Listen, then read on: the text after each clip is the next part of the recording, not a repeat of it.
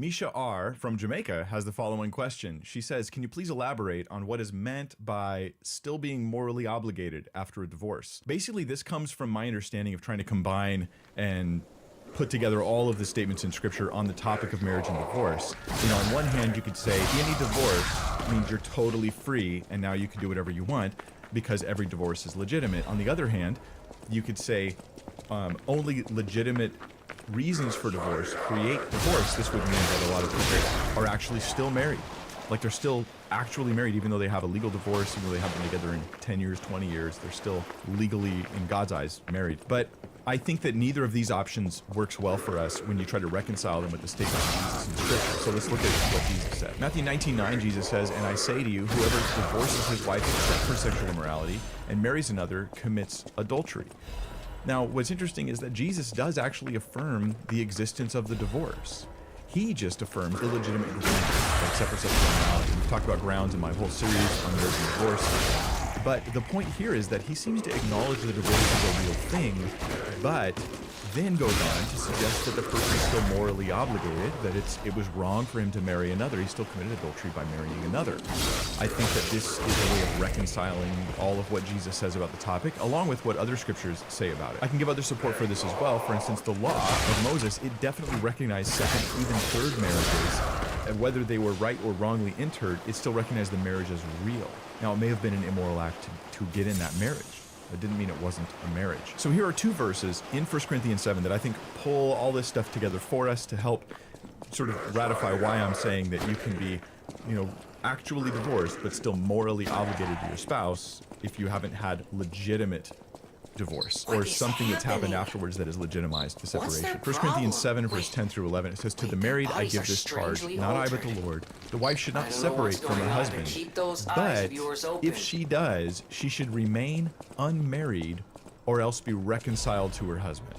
And the husband should not divorce his wife, giving the same rule for husband and wife here. Now, a couple things you need to know. First, okay, the word separate up here, it doesn't mean, okay, in modern American terminology, separate means a legal separation that's not a divorce. But in Rome, in Roman times, when this was written to the Corinthians, separation and divorce were the same thing. If you separated, that was a legal divorce. There's no difference. So he's saying a wife divorced her husband.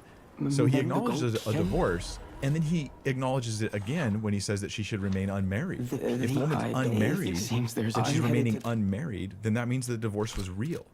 But she should be reconciled to her husband if this is possible.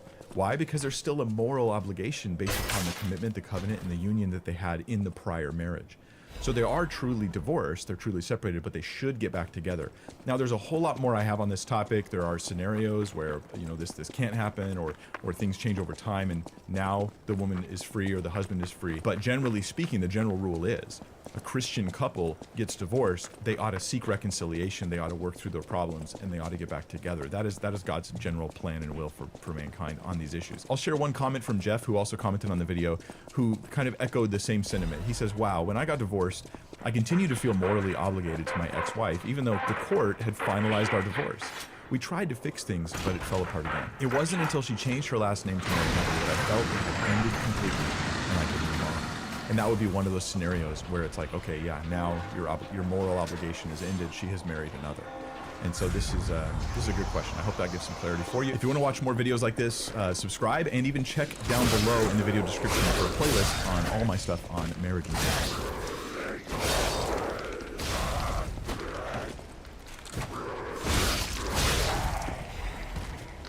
This is my full and exhaustive teaching on marriage, divorce, and remarriage according to the Bible. It's going to cover all of the relevant biblical passages. We're going to get into a lot of historical insights, original language issues, and even scholarly debates on this topic of divorce and remarriage in particular. I'm going to try to also answer real questions, hard questions, about how to apply these things into your life faithfully as a Christian.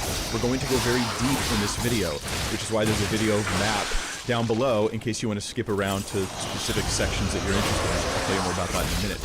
So this is a topic that I've actually been confused on for years. When people have asked me as a pastor about the topic of divorce and marriage, I sometimes have said, boy, that situation is confusing to me. I don't know the right answer. Go to the scripture and study it and seek to honor Christ as best you can. Well, as you can imagine, I'm not happy giving that answer. And so what I thought was, in my verse-by-verse study going through the Gospel of Mark, when I hit Mark 10, I would stop that study and do a whole research project on the topic of marriage and divorce.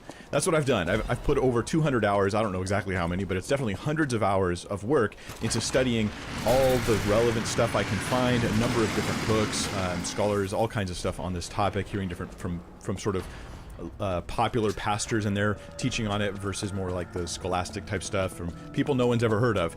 So I've tried to get into all that because I have a lot of trepidation. I feel like this issue has a huge impact in your life, and it's a really important issue, marriage and divorce. It's so radically important that we get this right, and I didn't know the right advice to give in many cases. So now I feel like I do. I feel like a lot better, and I don't have to answer every question, but I think that I can help equip you to answer a lot more of those types of questions.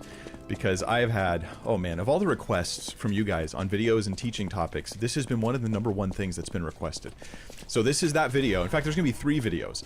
I'm going to be doing this video today. This is the long, exhaustive teaching. Then I'm going to give it about a week or so, and I'm going to let you push back. I'm going to let you comment and challenge the things that I'm teaching here, and I'm going to read those comments, and I'm going to do another video, question and answer type video, where I respond to that pushback. Maybe I say, you're right, I was wrong about that, or maybe I give a better, clearer answer or explanation, or maybe I deal with an issue I forgot to deal with in this video.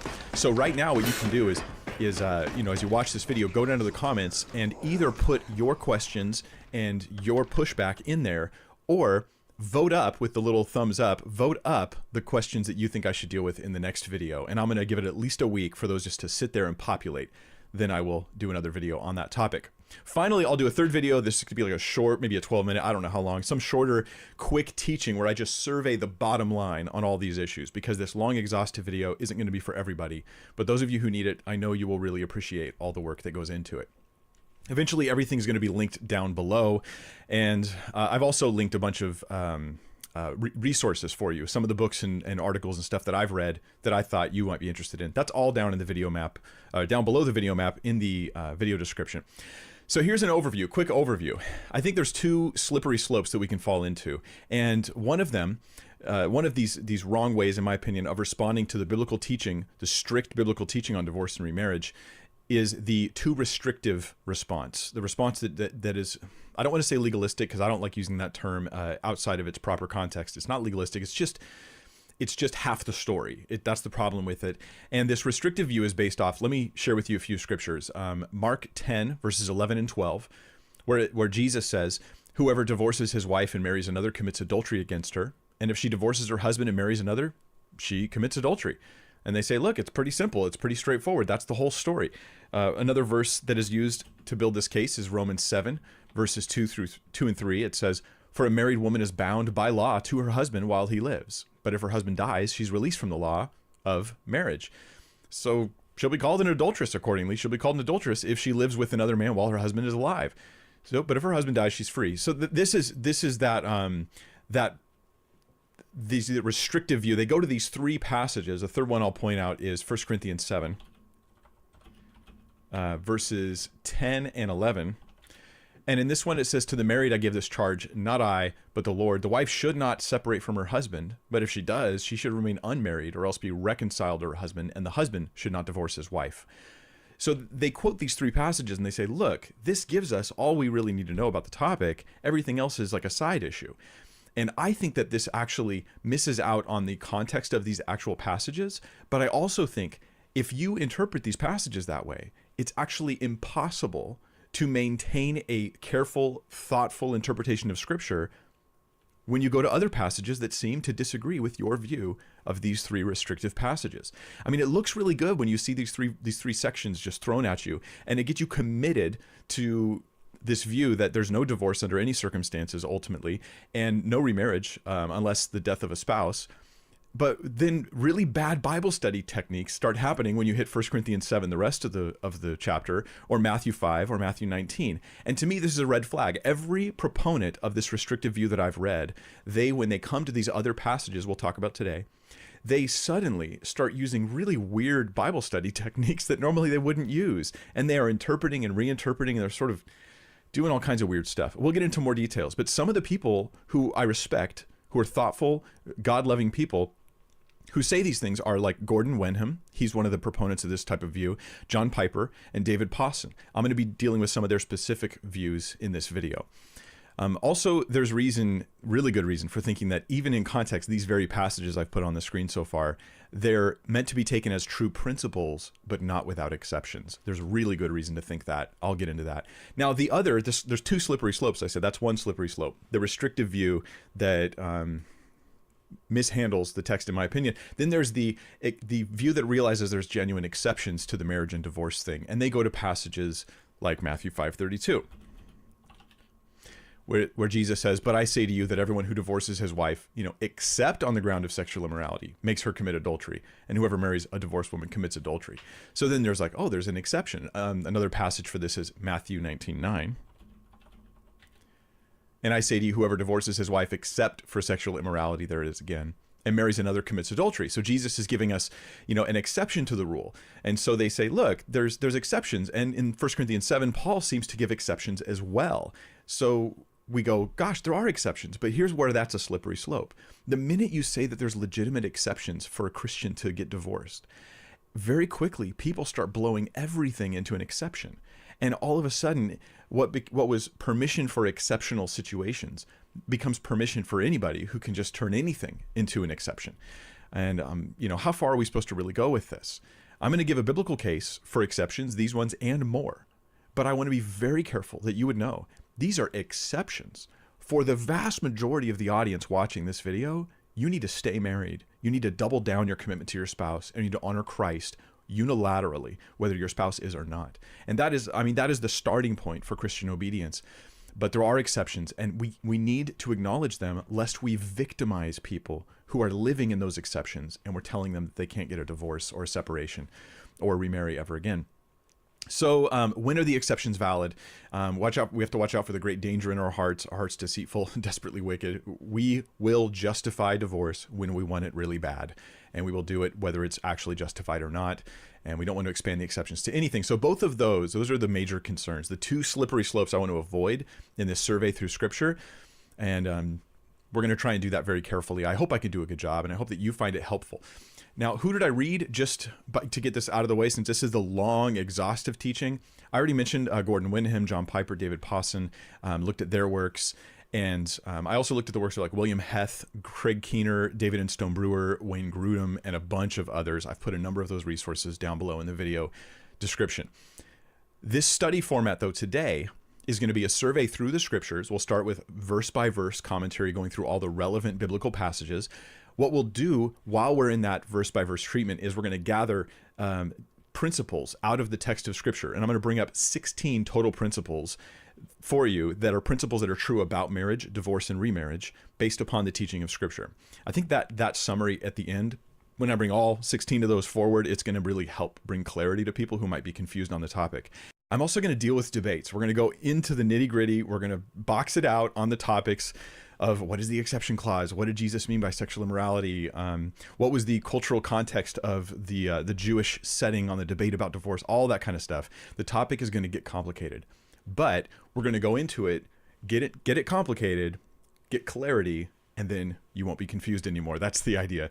And then I'm going to handle a bunch of whatabouts, right? After we do the survey through all the Scripture, I'm going to handle a bunch of what about issues. What about alcoholism and gambling if your spouse is doing that? What if you sinfully entered a marriage? What about the church fathers? I heard that all of them agreed that there was no divorce or no remarriage after divorce, and that even divorce was frowned upon in pretty much any scenario. Well, we're going to deal with all that. And again, if you have to skip around, I'm here for you. My goal isn't to get minutes watched on my video. I want this to be a ministry tool. So you can go to the video map and you can skip to whatever you want. And I just hope it helps you out. So here is our first segment, our first section. This is what you need to know about the Jewish backdrop of Jesus' teaching on divorce. As we begin our survey of scriptures, the first scripture we're going to get into is going to be Deuteronomy 24.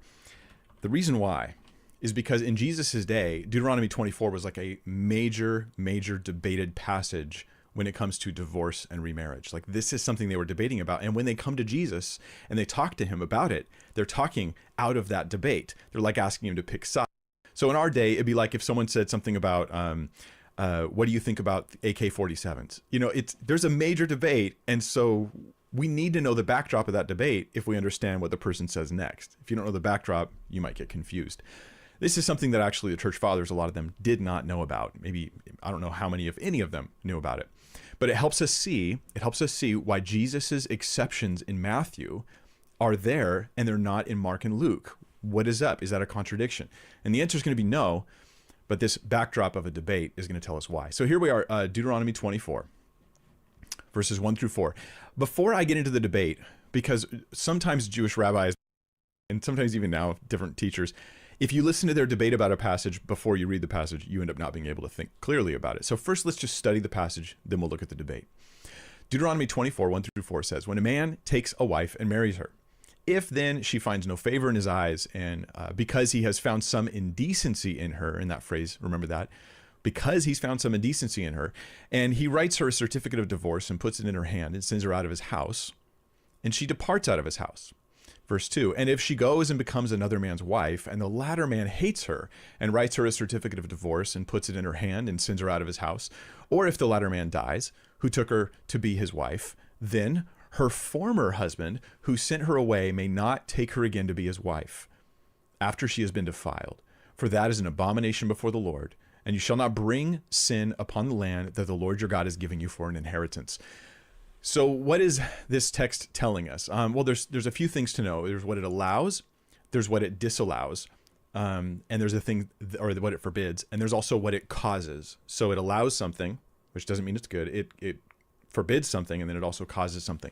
What it allows is divorce and remarriage, not only from your first husband to your second husband, but to your third. So there's a third remarriage that can happen. You just can't marry your first husband again, right? So it does allow for divorce and remarriage. This doesn't mean divorce and remarriage in general is okay. That's not what I'm saying. We're asking what this text, what's the permissive nature of the text. The law often permits things that are not good because of the culture of the people that it was sent to, as Jesus will affirm, we'll see later. So what does it allow divorce and remarriage even to a third husband, just not the first? What does it cause? It causes certificates. Now, this is really interesting, where it says that the latter man, writes her a certificate of divorce. This is really interesting because nobody in the ancient Near East at the time was writing certificates of divorce. This is like a uniquely Deuteronomy type thing. So it caused there to be a certificate of divorce. Now, the function of a certificate of divorce back then is that the woman is now no longer under the authority of that man. See, in the ancient Near East, in the Code of Hammurabi, for instance, if a man divorced his wife, said, get out of here, and she went and married another man, at any time, the first husband could literally go over there and just take his wife back. Hey, she's mine, I'm taking her back. Come 5 years, 10 years later, he would just take her back.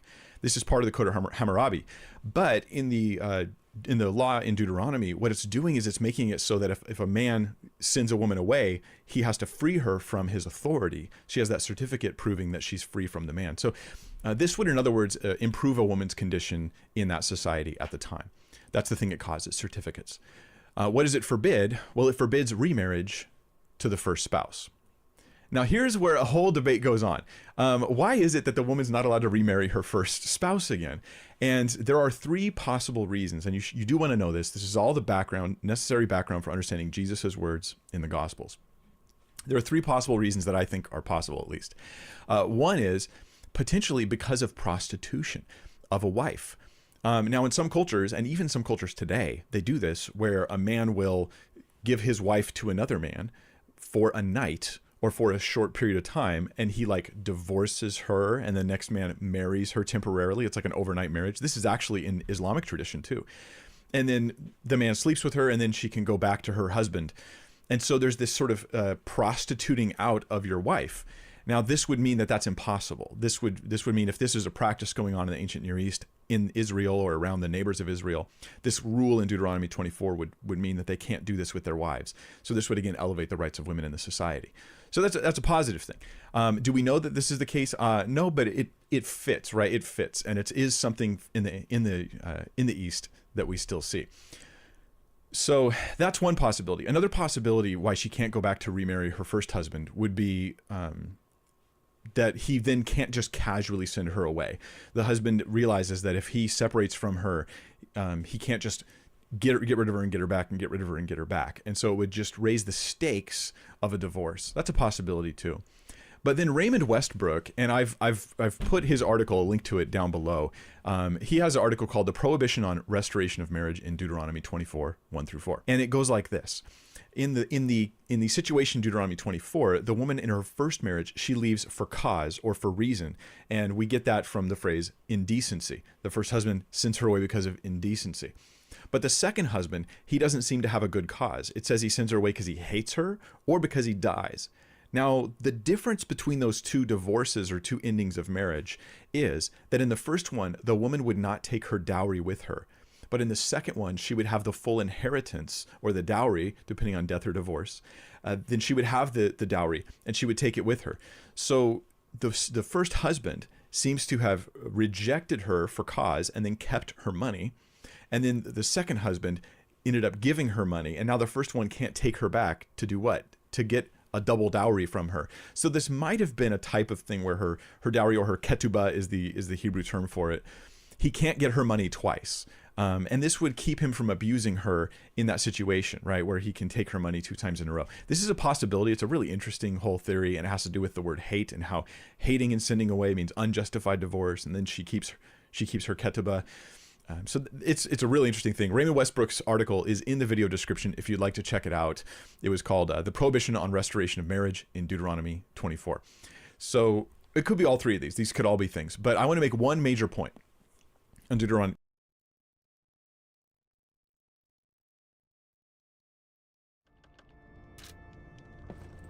I'm surprised to see where are my manners. Everyone's dead. Can you do me a kindness? The Archbishop was a true saint. If I write his words into my heart, I can't die. But perhaps this can help me live again. Please, bring me the holy mark as quickly as you can.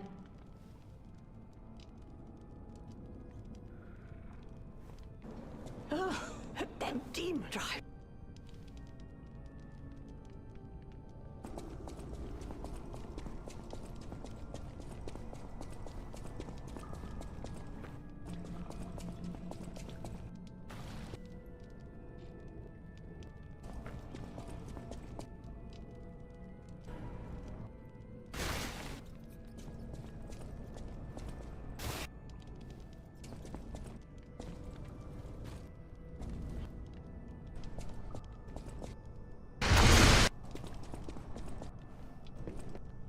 Art's a reminder.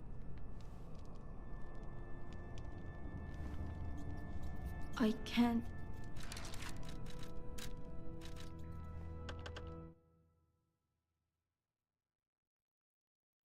Deuteronomy 24 as it relates to the topic we're dealing with today. It's really hard to sustain if you say that second marriages are invalid. If people say when you divorce and get remarried, the second marriage is invalid, it's really hard to sustain that when, if they were invalid, then this text is actually forbidding a woman from going back to her rightful husband who she's still married to. So this is one blow against that view of the permanence of marriage in all scenarios until the death of a spouse. I'll talk more about that later. So let's talk about the debate. The debate in Jesus's day, they took the Deuteronomy 24 passage and they thought when it says a husband divorces her for some indecency, I'll bring it back up for you to make sure you're with me here. In Deuteronomy 24, it says that first husband, she finds no favor in his eyes because he's found some indecency in her, and he writes her a certificate of divorce. They would say, hey, whatever some indecency is, the rabbis of Jesus' time, whatever some indecency is, that's a legitimate reason for a divorce. So then they would debate, what does it mean? What is the legitimate reason for a divorce? Notice the terms they use. As I share with you, actually, this is from the Mishnah. This is their actual debate. This is between 2 different Jewish rabbinical groups, the house of Shammai and the house of Hillel. So the house of Shammai, or the Shammaites, they held a very strict view, and the house of Hillel held a very liberal view. And this is the debate Jesus is being asked to give commentary on in the Gospels. So you want to know this. Okay, here we are. Let's read through this, and I'll point out for clarity what exactly it is. This is recorded in the Mishnah in the Jewish Talmud. The house of Shammai say, a man should divorce his wife only because he has found grounds for it in unchastity. since it is said, because he has found in her indecency in anything. So here they quote Deuteronomy 24:1. They use it as legitimacy for when you can get a divorce. Anything that's considered unchastity. So you can't divorce her because you don't get along, right? It has to be unchastity, some kind of a sexual violation of some kind. And then the House of Hillel's response, their debate says, even if she spoiled his dish, since it is said, because he's found in her indecency in anything. Now in English, you might not notice this, right? But what they're saying is, Shammai is saying it's indecency, that's the cause. And Hillel saying indecency in anything. So if she burns your food, you can divorce her. That's fine. You ruin his food, you can kick her out. Now then there was, of course, one last, and oftentimes in the Mishnah and stuff, when you hear the last commentator, the last person in the debate is like the winner. Well, Rabbi Akiba said, even if he found someone else prettier than she, since it is said, if it shall be, she find no favor in his eyes, going to the earlier part of Deuteronomy, which I'll put on your screen here in a sec. Right there, if she finds no favor in his eyes. So the debate we actually see discussed by Jesus is this debate. They're asking Jesus, what are the grounds for divorce? Here we've got Shammai, who says only indecency or unchastity, which is their understanding of indecency in Deuteronomy 24. We have Hillel, who says whatever you want. Like even if you burn her dish or she burns his dish, you can get a divorce. That's fine. And then we have Akiba, who comes and even makes it stronger. And he's like, yeah, well, you find someone else prettier, that's fine too, which is clearly adulterous behavior. Jesus is commenting on this. He's commenting on this. So here are some points I want you to have going forward into our discussion of the Gospels. The debate of Jesus's day is not just a debate about marriage and divorce. It's a debate about Deuteronomy 24. It assumes that Deuteronomy 24 shows when divorce is okay, and the Hillel school says any issue. In fact, their quote is saying any matter, so any issue at all. And Shammai says, his school says only unchastity, but they interpreted this very broadly. Shammai interpreted this very broadly. So if a woman went around with her arms bare or her hair disheveled, then they would consider this like behavior leaning toward adultery. Therefore, it's adulterous. Therefore, you can get a divorce. So they would have a really liberal interpretation of unchastity. Now, they may have seen other exceptions in Exodus 21. That's true, but we're going to come back to that later. That'll be like the very end. I'm going to cover that topic. But this backdrop has to be understood if you want to know what Jesus meant in the Gospels. This is the missing backdrop, why people think Jesus is looking like he's disagreeing with himself or contradicting when he adds an exception in Matthew, but it's not in Mark and Luke. Jesus, in short, by putting this into the context of Jesus, when he wades into this discussion, we can see that Jesus is especially commenting with his words on the Hillelite versus Shemaiite debate. He's not so much siding with Shammai, there's an element of that, but more, he's really disagreeing with the Hillelite marriage discussion. He's saying to them, you can't just divorce for any matter or any reason. That is wrong. That is sinful, and it ultimately leads to adultery. When Matthew adds an exception that's not in Mark and Luke, he's just helping us see that everything Jesus says in Mark and Luke is in the context of the any matter discussion. We can actually see this when we look at Matthew 19:3. Let's look at that together. Matthew 19:3.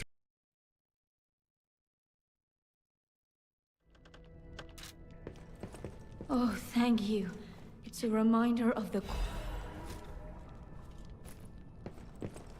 It's a reminder of the...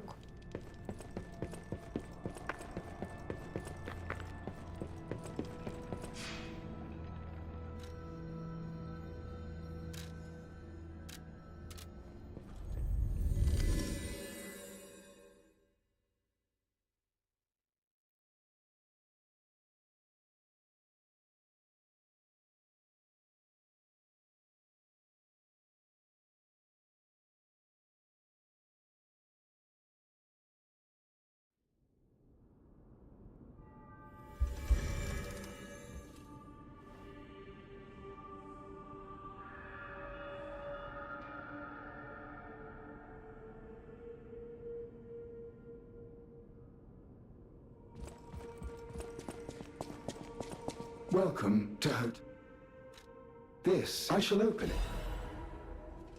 Welcome to...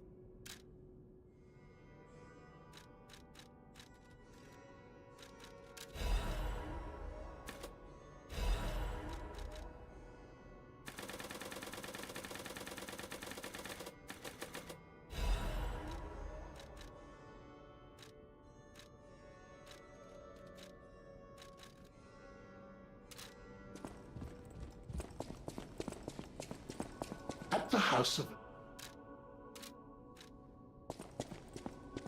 I always...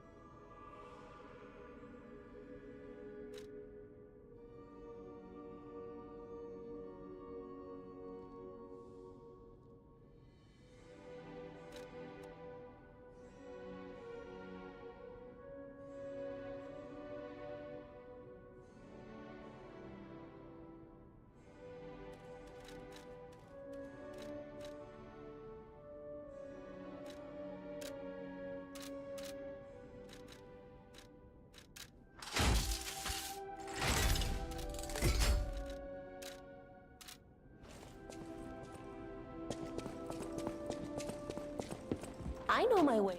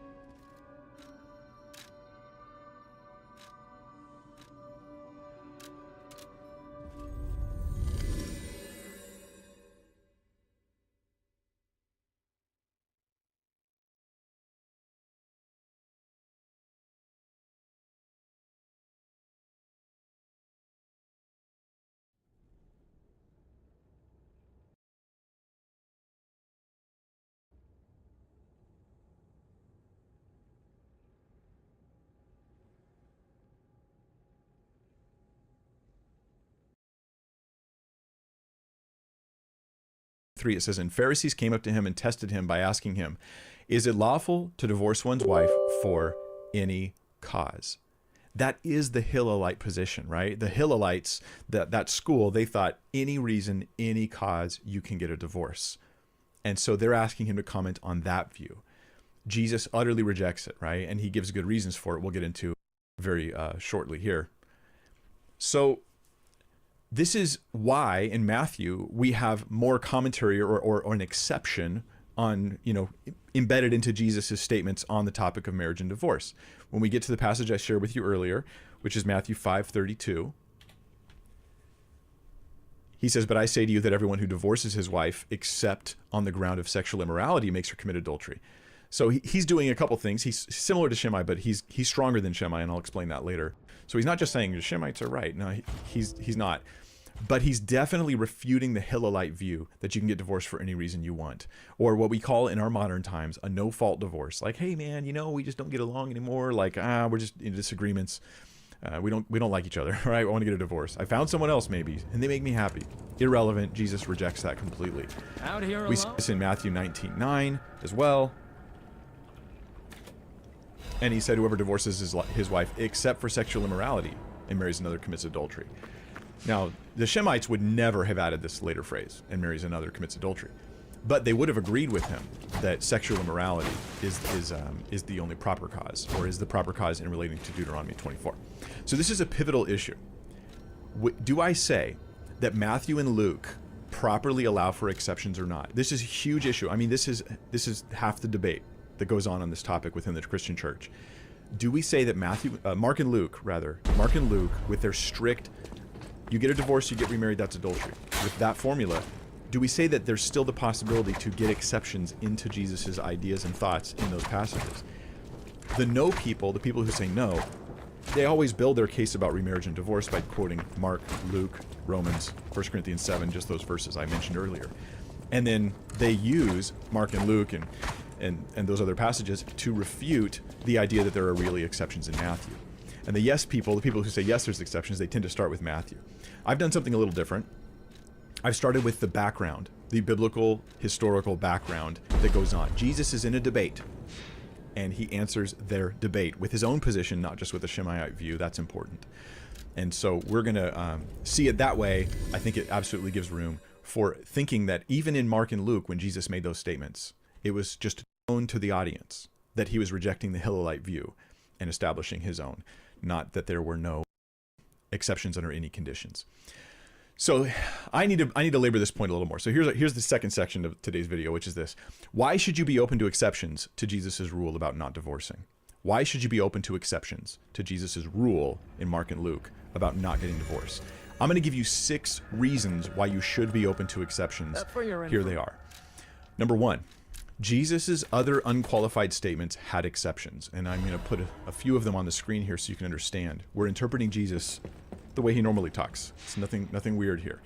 Matthew 5:22. Here's an example of Jesus giving a rule that has exceptions, even though he doesn't give them when he gives the rule. Matthew 5:22, but I say to you that everyone who's angry with his brother will be liable to judgment. Whoever insults his brother will be liable to council, and whoever says, you fool, will be liable to the hell of fire. So don't ever call anybody fool, right? Don't call people fool. Now, you could say, well, his audience would have known that he didn't mean under all circumstances. But how do you prove that? Well, you prove it by saying, Matthew 23:17, Jesus says of the Pharisees, you blind fools. I don't know what's worse, calling someone a fool or a blind fool. I imagine a blind fool is worse, This is where Jesus, he himself calls somebody a fool. A group of guys calls them fools. And it's totally appropriate. So we go back to Matthew 5 and we say, oh, he meant like unjustifiably. You don't call them fool out of your anger, out of your rage, out of your carnality. You don't say that someone's a fool. But Jesus then goes on to call the Pharisees a fool, and he's right to do it. So there's obviously exceptions to Jesus's statement about a fool. What about this one? Matthew 5:28. But I say to you that everyone who looks at a woman with lustful intent has already committed adultery with her in his heart. There's no exception given here, right? There's no exception. What if it's your fiance and you're engaged and you look over at her and you're like, she looks good, and you're like, oh no, I've committed adultery in my heart. Like, I don't think this would apply the same in that situation. Engaged couples shouldn't be sitting there, they should guard their hearts and not sit there and obsess over each other's looks. As hard as that might be, it might not be healthy yet, but I wouldn't call it an inherently sinful act. No, and more carefully, more clearly, this can't apply in marriage. Marriage is the obvious exception, even though it's not stated, right? It's good, husbands, it is good for you to lust after your wife. Wives, it is good for you to lust after your husband. It's not even a carnal lust, a wicked lust. It's a proper and appropriate desire. It's healthy, it's good. We encourage this sort of thing. Scripture tells us that the marriage bed is undefiled. There's nothing sinful about the marriage bed. It also in 1 Corinthians 7, Paul, he requires for husbands and wives to physically be together. He considers this part of the marriage obligation. This is a positive thing. The Song of Solomon, if desiring your spouse is wrong, then the Song of Solomon needs to be taken out of the Bible. So both of these statements, Matthew 5:22, don't call anyone a fool, and don't look with lust. Both of these statements are in the same context of Jesus' statements about marriage. It's in Matthew 5. It's just a few verses down. Boom. Here he is. He says, you divorce and remarriage, except for the ground of sexual immorality, it's adultery. Can I guess that there's at least some kind of exception? I think that we have at least one piece in a case building towards exceptions. The second piece I'll give is this. Jesus gave exceptions to other rules. Jesus gave exceptions to other rules, and that's Matthew 12, verse 5. So he gave exceptions to his own rules. He has his own rules, and then those exceptions that are implied in them. And Matthew 12:5, he gives exceptions to other rules, rules that come from Scripture that would be considered law. It says, or have you not read in the law how on the Sabbath the priests in the temple profane the Sabbath and are guiltless? What does he mean? He means the priests are working, they're like laboring physically in the temple, and they had a lot to do on the Sabbath. The priests were on duty on the Sabbath, right? And they're working, but it's okay because it's an exception to the rule of labor on the Sabbath. And Jesus points that out. This is an exception to how it work. The next exception is in Luke 8:20, where Jesus says, honor your father and mother. He's, of course, quoting the commandments. Honor your father and mother. Right? But then look at what he says also, same book, in Luke chapter 14. verse 26. In Luke 14:26, it says, if anyone comes to me and does not hate his own father and mother, and wife and children and brothers and sisters, yes, and even his own life, cannot be my disciple. Now, if you're going to take this foolishly, you can think Jesus wants you to just be hating people over yourself. This is not the case. He's talking about choosing him over them. That if they say, you stop following Jesus or I reject you, well, then you say, I will suffer your rejection. And so you choose him over them. That's the context. But in some sense, when my father and mother tell me stop going to church, stop reading your Bible, stop preaching Christ, there's some sense in which I'm not honoring them when I tell them to go. That's the exception to the rule. And I think that wise people get this. I think Jesus wants us to be wise people. We'll talk more about this a little bit later, but it's an important issue. If you refuse to allow the Matthew exception because you claim that that would be a contradiction to Mark and Luke, then you must refuse the fool exception or the desiring a girl exception.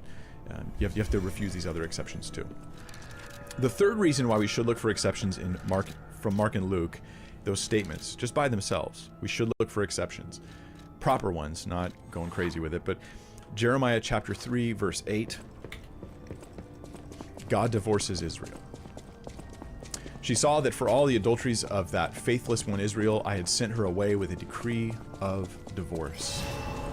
There were numerous adulteries, spiritual adultery of Israel against God over and over again, the northern kingdom. And God issues a divorce certificate to them. The fact that God divorced Israel is a really big deal if you want to say that no divorce under any circumstances is okay, which is the view of some of the proponents that I'm dealing with in today's video. So that's a third reason.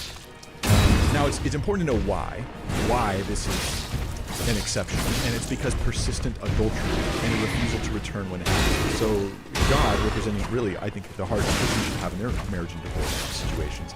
The spouse committed adultery persistently and wouldn't repent, would not turn, so the door was still open, and finally it ended up in divorce. And you might say, but Mike, that's the law. We're not under the law. Well, it's true that we're not under the law, and that Jesus calls us to the highest possible standard, but this isn't the law, right?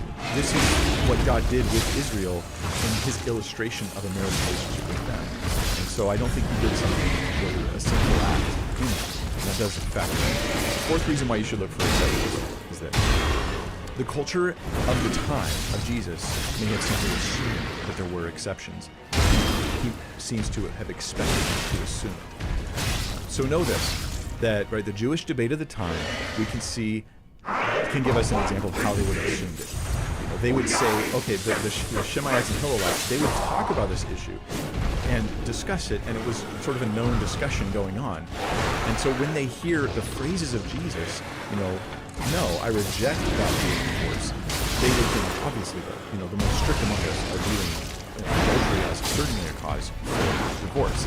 That's just simply how they would understand any rule that was given in the law. They were familiar with understanding legal requirements and exceptions that were not explicit in those requirements. So this reverses the rule from divorces by general principle permitted, that was the Hillelite, to divorces by general principle prohibited.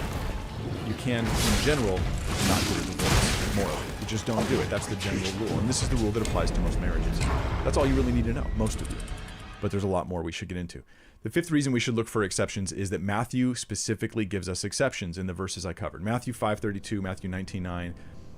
We'll get there and we'll talk about the debate about the Greek. But there's two passages where Jesus himself gives us exceptions, and there's good reason to think they would have read that into Jesus' words in Mark and Luke anyways. So it's consistent. Another one is that 1 Corinthians 7:15 gives us another exception. This is number sixth reason. I know I'm giving you guys a lot, but this is the long video. 1 Corinthians 7:15, which says, but if the unbelieving partner separates, let it be so. In such cases, the brother or sister is not enslaved. God has called you to peace. So in the situation where you have a believing partner and an unbelieving partner, and this guy, just a poor girl, just wants out of the marriage, you can let them go. You're allowed to be separated, divorced from them. The marriage is over. We'll talk more about that when we get there. There's obviously more debates on that issue. The context of Matthew 5:28, number 7, the last one. The context of Matthew 5:28 shows us that we should take Jesus' teachings with some wisdom. Overall, not only are there some exceptions that Jesus has with even the rules he gives, and they need to be taken with wisdom as principles, But Matthew 5 in particular goes on to say a lot of other things that you can't just take, as a wooden, hard, exceptionalist rule. So in Matthew 5, he says, is a harsh black and white, right? If you lust after a woman, you've committed adultery with your heart. But nobody takes this as strictly as they take the marriage passage in Matthew 5. Because if so, every spouse has lusted after someone they're not married to. And therefore, every divorce is now justified. We can't consistently take Jesus' words that way. We take it with some wisdom. So these points are really important, all these 7 points I've brought up, and they really impact my understanding of Jesus' words in Mark. It's not a reckless, hey, we have exceptions, let's just do what we want, but rather it's a careful trying to follow the text, trying to understand Jesus in context. So the conclusion is this: Luke and Mark give the general rule principle. The principle doesn't rule out all possible exceptions, but it's still the general rule and applies to most situations. Given the nature of Jesus' sayings in the Gospels, that is exactly how we should take it. Further exceptions are going to be supplied by both Jesus and Paul in God's actions with Israel in the Old Testament. And Jesus is more concerned with the rule than the principle or the exceptions, and here's a major issue. We should be too. This video will do a lot with exceptions because it's a complicated issue. My concern, whenever I encounter any marriage or in my own marriage, is to be more concerned with the rule. Love your spouse self-sacrificially, unilaterally honor Christ in that relationship, whether they are or not, and seek to keep that marriage together if possible. That's the general rule. And I want to obsess over that issue. I'll add other exceptions later, and other reasons for exceptions as I talk about things like should second marriages be broken up. We'll get into that. But before we get into a verse-by-verse treatment on the relevant passages, starting with Mark, I want to just offer this. Overview of all four Gospels, they all have one thing in common that I think is important. They all count not just divorce as adultery, but divorce coupled with remarriage as adultery.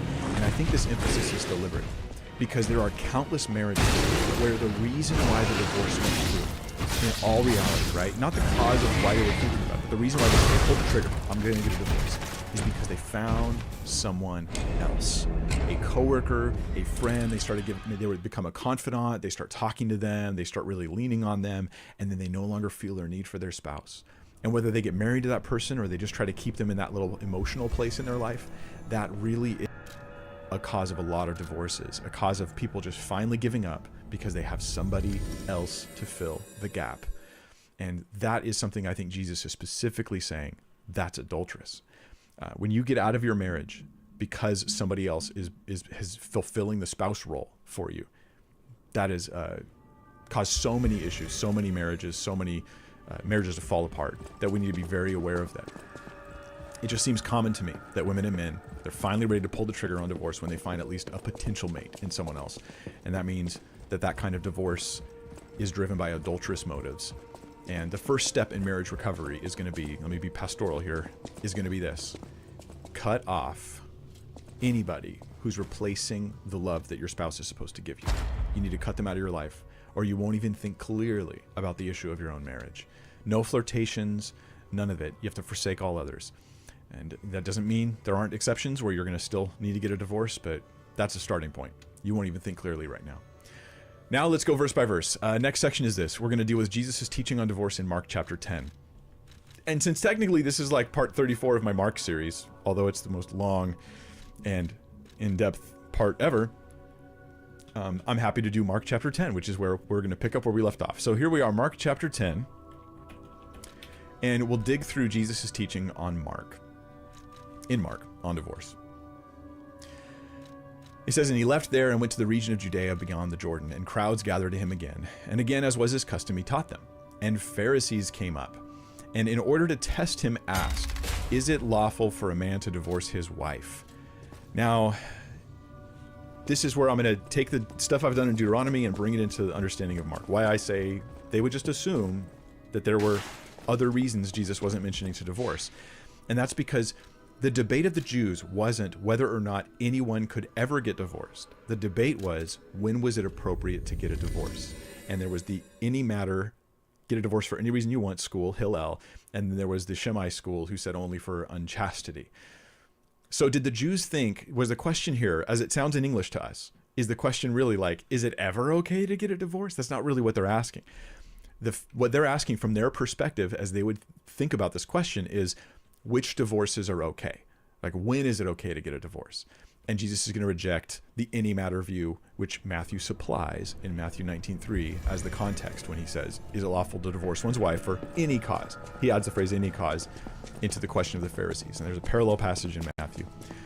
So they're asking Jesus to weigh in on the current debate, to test him, and maybe get him in trouble with some crowds because it's a controversial topic. And we also will see, to give you another piece of evidence in the case that they're arguing from the debate between the Hillelites and Shimeites. And I'm not, by the way, I'm not out on a limb on this. Everybody agrees, okay? You know, all the people who study it deeply agree that the Hillel and Shimei discussion, that's the backdrop for this question. But to give another clear reason why, they're about to quote from Deuteronomy 24 in verse 4. So Jesus says, what did Moses command you? And they said, Moses allowed a man to write a certificate of divorce and to send her away. So they're quoting from Deuteronomy 24. They're asking him to comment on the Hillel-Shammai discussion. So this gives weight to hearing Jesus' restriction as commenting on this debate. But Jesus' response will not just be to agree with Shammai. Let's look at what he says in verse 5. And Jesus said to them, because of your hardness of heart, he wrote you this command. But from the beginning of creation, God made them male and female. Therefore, a man shall leave his father and mother and hold fast to his wife, and the two shall become one flesh. So they are no longer two, but one flesh. What therefore God has joined together, let not man separate. So Jesus is like, what did Moses tell you? They go, Deuteronomy 24. And he's like, yeah, you kind of missed the whole Genesis 1 stuff, right? He refers to Genesis 1:27, Genesis 5, Genesis 2:24 to get to the heart of the issue. And the heart of the issue is marriage is God's design. It's a divine design by God about the nature of man and woman, one man and woman coming together and being one. The two become one flesh, and it's a oneness created by God. Mark 10:9, he says, right there on your screen, what therefore God has joined together, let not man separate. Now Paul takes this even to another level when he reveals to us in Ephesians 5 that this is a picture of Christ in the church, that husband and wife have Jesus in the church.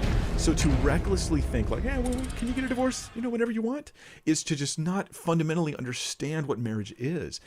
We don't appreciate this enough. We often, in our struggles in marriage, when we go through them, we think, I'm not happy, instead of, what is this marriage? It's about me being happy instead of about preserving this incredible, glorious thing that God has given me, that he has created, and seeing the holiness of it, and seeing how it pictures Christ in the church and how it's part of our very nature. It's hard to see this when we're looking at how someone's acting instead of being reminded of the very nature. Just the nature of your marriage should inspire a change in behavior. You're not just dealing with your life, you're dealing with one to love one with, and you should honor God in that. So I'm going to offer now 3 principles that we can get so far from what we've done in Mark. Here's the principles, and I'm going to be putting principles on screen as we go here. First principle, marriage is a union that God created, therefore we should keep it together. This is a general rule. Second principle, divorce is wrong and shouldn't be done. I mean, that's from Mark, right? We're just getting the data from Mark.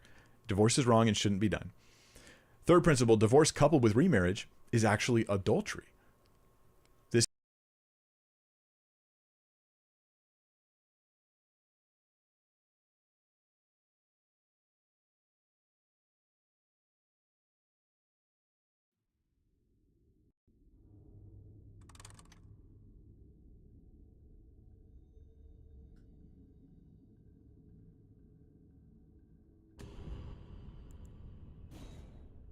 Okay. From the beginning, we've dreamed of creating a better future. Now, we're setting out to be carbon neutral by 2050. And How long until you're king, by the way?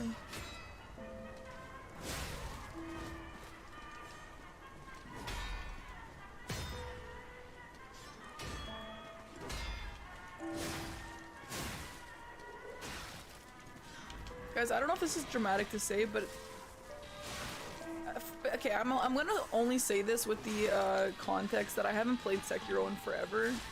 But breaking a boss's or enemy's weapon in this game is like more satisfying than parrying an enemy in Sekiro. But I say that right now, forgetting how Sekiro feels, okay? But in this moment, that's how I feel.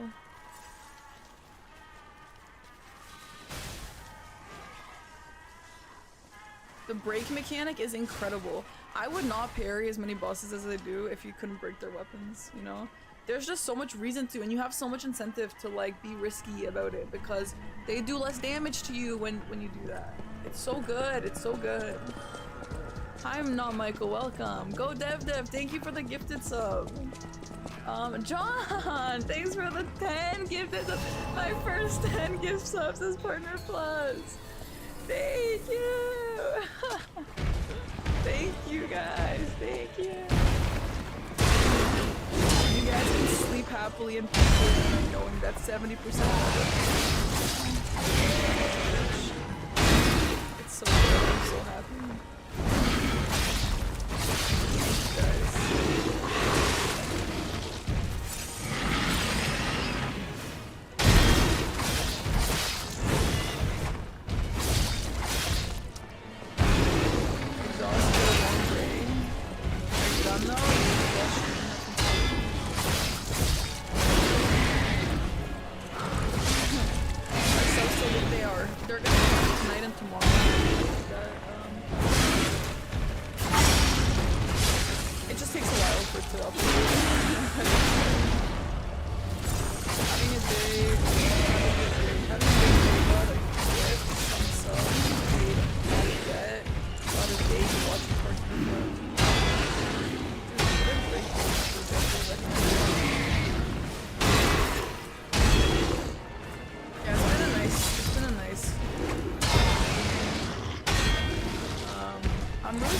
Though I'm like traveling on Tuesday. I also don't know how we got so lucky. Me and Aggie, when we travel to places, we usually have like the worst airplane options, and it's usually like the worst layover, like expensive, just the worst. We somehow got a direct flight to Indiana at like 2 p.m. It's like a really nice time. Direct is fantastic. Just like the luckiest flight I've ever taken, I think. This is pretty heavy stuff, and it comes right from the next verses we get in Mark. So here we are, verse 10.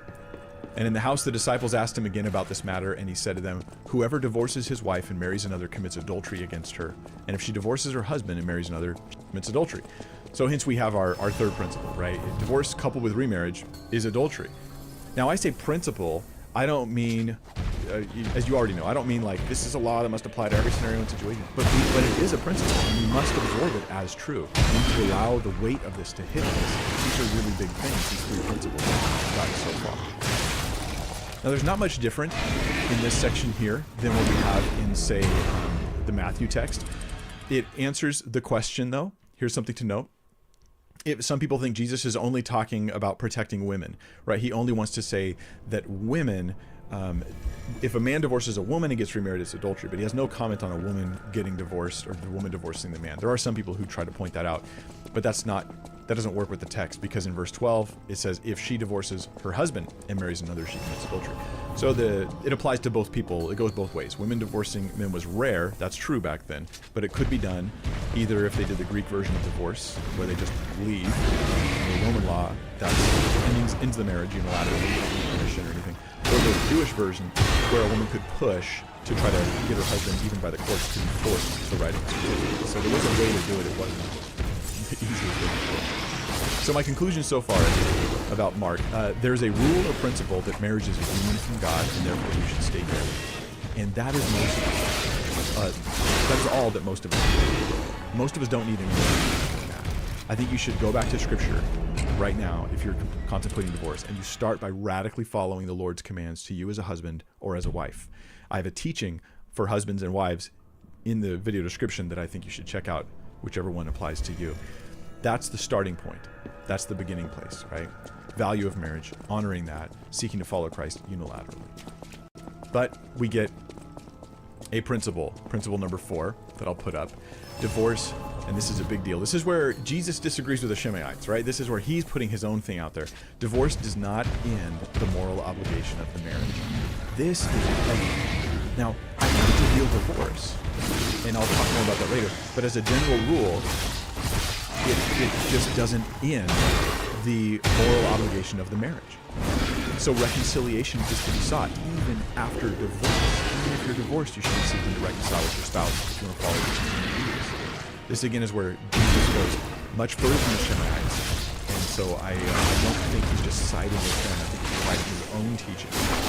Divorce doesn't end the moral obligation of the marriage. I think it does end the marriage, but not the moral obligation. That's how I put all that together.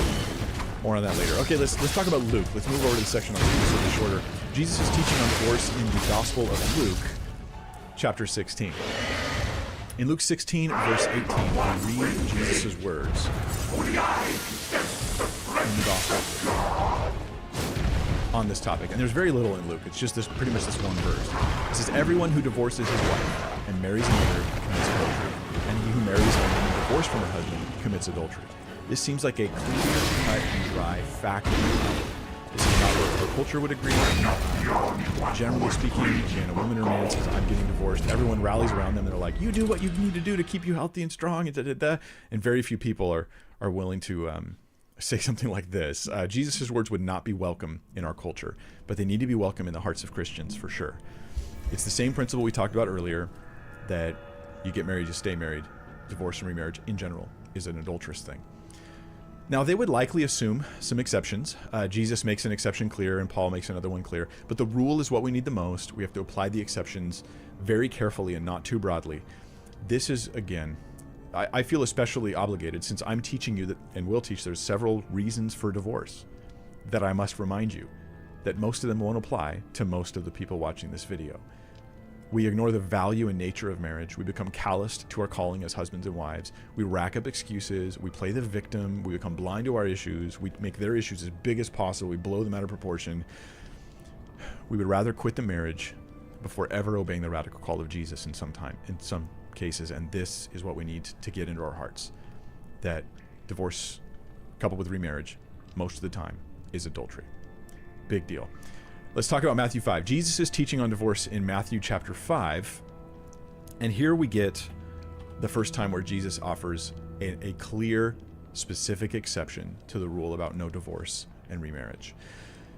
He says, but I say to you that everyone who divorces his wife, except on the ground of sexual immorality, makes her commit adultery, and whoever marries a divorced woman commits adultery. And now we're going to get into some of our debates. Does this mean that divorce in and of itself is adultery? Because the way it's written here, right? He who divorces her makes her commit adultery. I think not. I mean, you can make a case for this by saying, hey, look, the context says everyone who divorces his wife, ... makes her commit adultery. Therefore, divorce itself is adulterous. But against this would be a few things.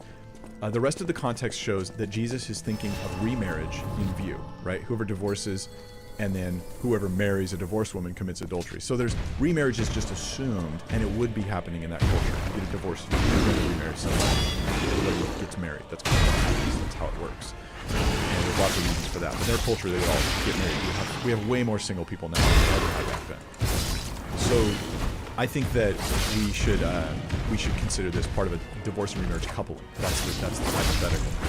And the result of the pro side, of the side that says that divorce itself is adultery, is that the woman is now guilty of committing adultery, even if she's merely the unwilling victim of the divorce.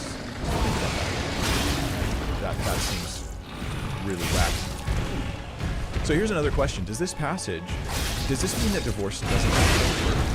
And now I'll deal with the debate on, is divorce ontologically indissoluble, which means that once you're married, literally nothing can break the marriage. Not even a proper divorce, not even a justified divorce. Like, nothing will break this marriage, so that if this person is still alive, for the rest of your life, you're still married, no matter what happens next.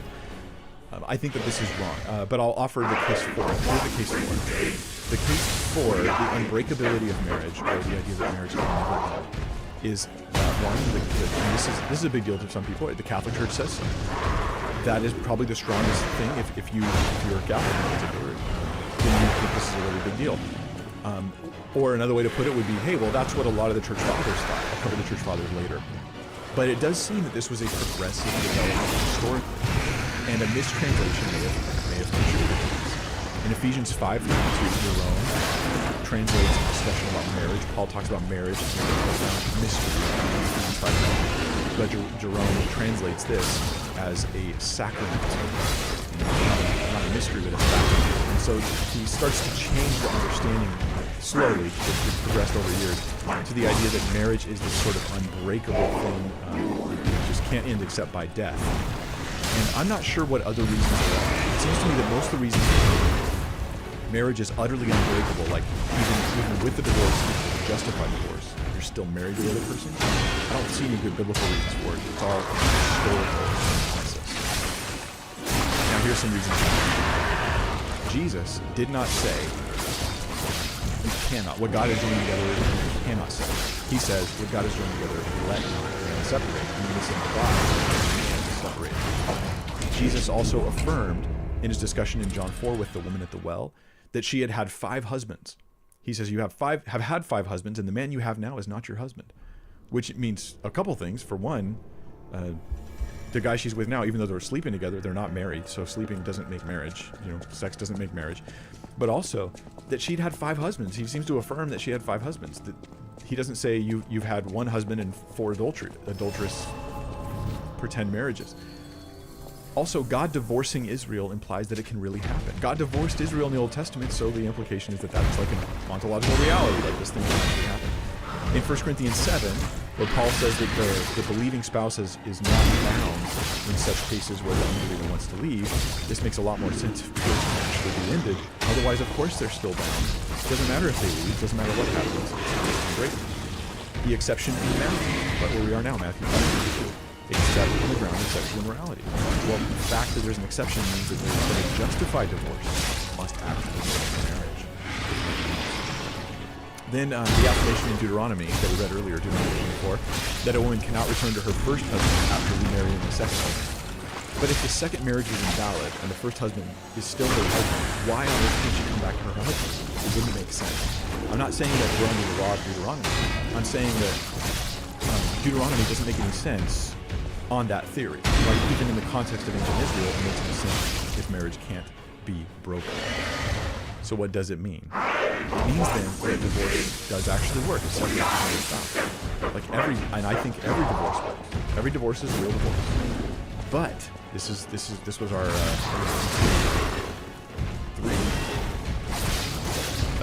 principle 4. Divorce doesn't end the moral obligation of marriage, and that's why I worded it that way. It's not just me. Jay Adams, in his book on this topic, says the same thing, and I think it's accurate. I think it's a good way to harmonize and understand what's going on here. Divorce is real. It actually ends the marriage, but it doesn't end the moral obligation to reunite the marriage because of the nature of what God has done. So I think that gives us a better understanding.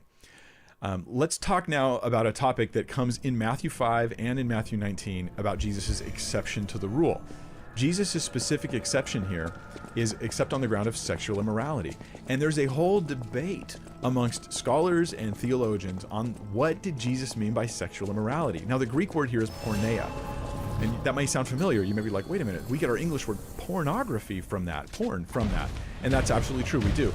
But the Greek word doesn't mean what the English word means. Don't think that 2,000 years later we have an English word that sounds similar, that they mean the same thing. The question we have to ask here is, what on earth does Jesus mean except on the ground of sexual immorality? What do you mean?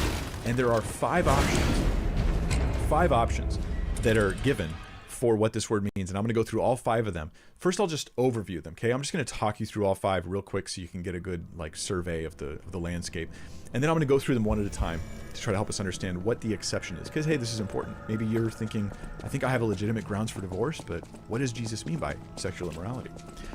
So one option is thinking that it's only during engagement, that sexual immorality refers to premarital sex, that couples engage, and let's say the guy, he goes out and he sleeps with somebody, the girl goes out and sleeps with somebody before they get married.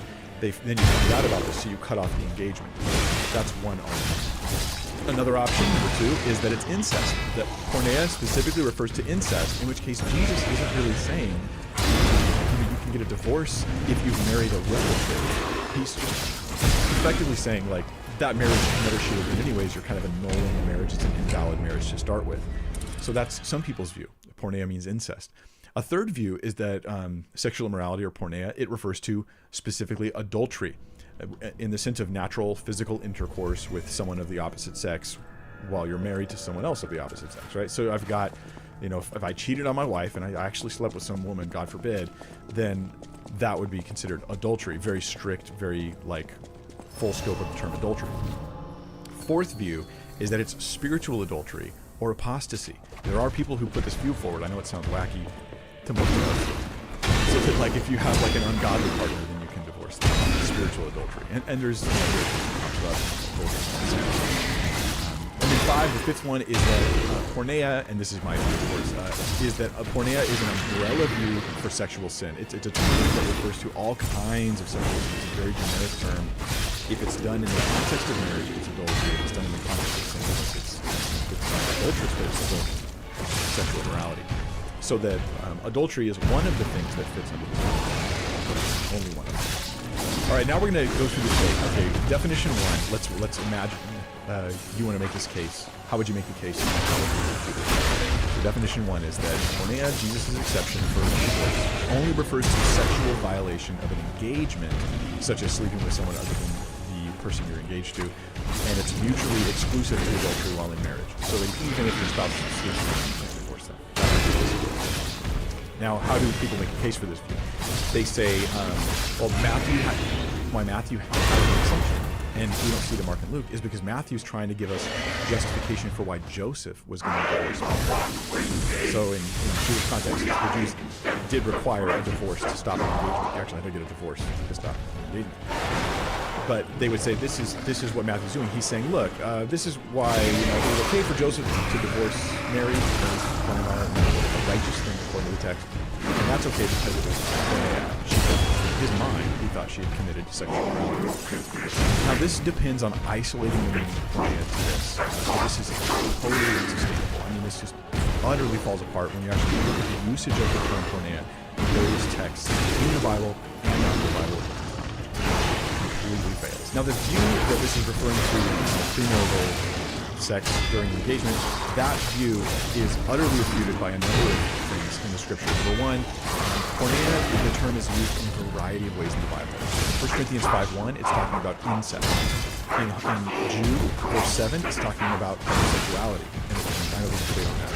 It is. That's what it's talking about. Porneia is talking about adultery in the Septuagint, the Greek translation of the Old Testament that many of the gospel authors were familiar with. In Jeremiah 3:2, it talks about adultery and calls it porneia. In Jeremiah 3:6, it talks about adultery and calls it porneia. Also in Ezekiel 16:23, Hosea 2:3, and verse 5, Amos 7:17, it's not referring to premarital fornication. It's referring to adultery in those places. A third reason to reject the engagement view would be that Jesus uses the term in the context of a question about marriage and divorce, not engagement and breaking off engagement with a divorce. It relates to 2 Old Testament texts that he even is referring to and they're referring to that are about divorce after marriage, not anything that happens during an engagement period. And so there's the Old Testament context of the verses that are being quoted.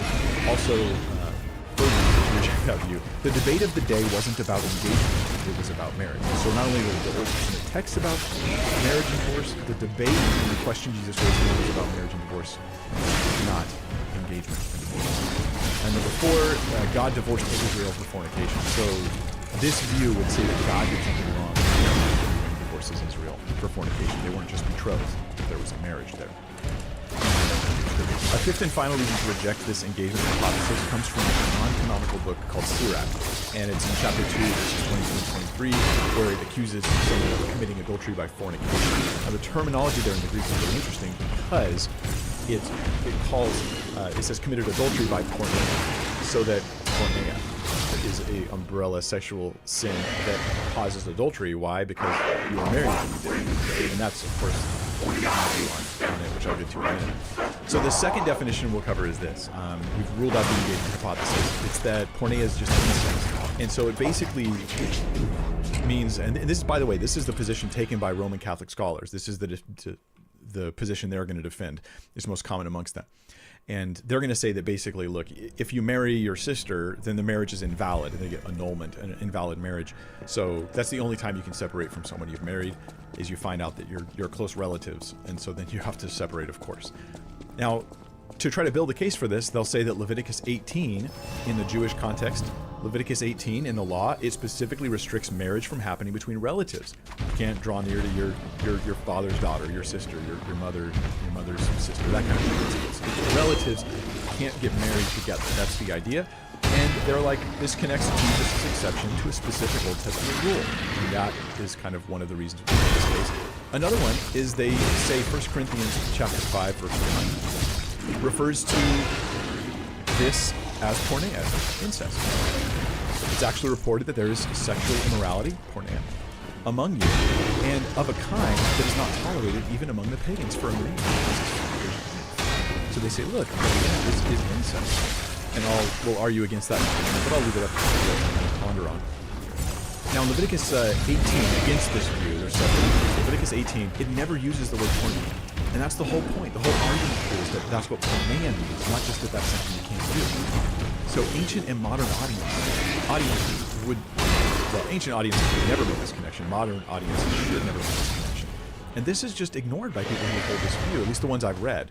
They point out Leviticus 18, but they don't even acknowledge that the Greek for porneia is never there in the text. So the connection's completely broken. The 1 Corinthians 5 passage, it doesn't say that all porneia or sexual immorality is incest. It rather refers to incest as a kind, right? This sexual immorality is of a kind that's not even tolerated among the pagans for a man as his father's wife. So this is just an interpretation. It's a kind of sexual immorality. Porneia is also in the text I've shared with you already, but there's more. It's often used of other issues unrelated to incest, not only in the New Testament, but in the Old Testament as well. In the Greek translation of the Old Testament that was around the first century, they used the word porneia to refer to all sorts of things other than incest. So there's just no real ground. It's unlikely, actually, that a Jew like Paul or Jesus would even consider an incestuous relationship as a proper marriage, meaning that the divorce certificate wasn't even needed in this case, so much as like a kind of annulment. So none of it fits. It's a very forced theory because the Catholic Church has a particular doctrine of divorce and remarriage. And so they're coming up with theories to support it. The third definition for porneia that I also disagree with is that it just means adultery, no more and no less than full adultery.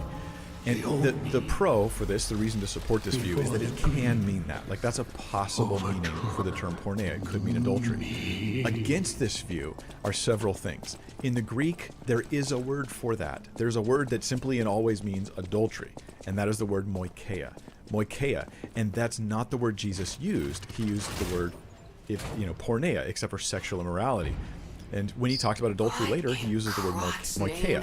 Matthew already actually, in Matthew 5, 15, 19, he uses both words together. At the hotel who knows something. Why is this significant? Because if porneia just means adultery, then you wouldn't use both words together like this.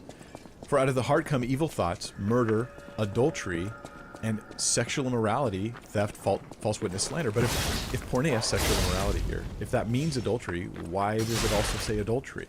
So they're not just synonyms, or so it seems to me. Then we get to the fourth definition. This one I think is probably the worst one, as far as it's just not having any grounding.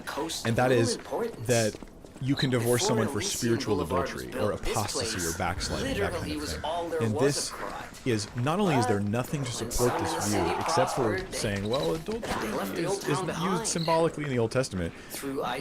That's it. It's not that it's used symbolically with Jesus in the Gospels, it's that it's used symbolically somewhere else. But against this view is the idea that Paul actually teaches in 1 Corinthians 7 to remain with an unbeliever and make the marriage work, not to divorce them. So the original audience, they never would have thought this. They never would have thought spiritual adultery was a cause for divorce. So we're left with our fifth definition, which I think is the accurate one, that porneia is an umbrella term for sexual immorality, which could refer to any kind of sin during marriage that is of a sexual nature. It can also refer to those same sins while you're not married.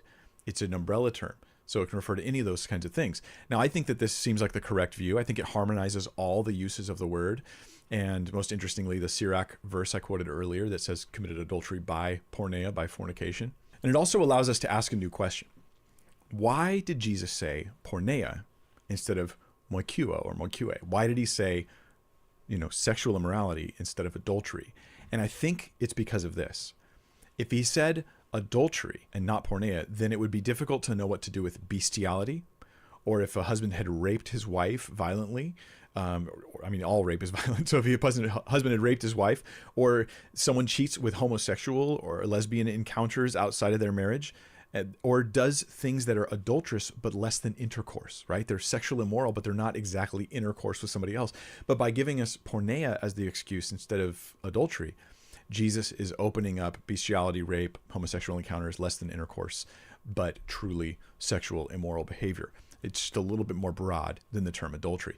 Now, if you want more on this, which you probably don't, but if you do, D.A. Carson has a commentary on Matthew where he goes through a lot of these in detail, more detail than I've given you.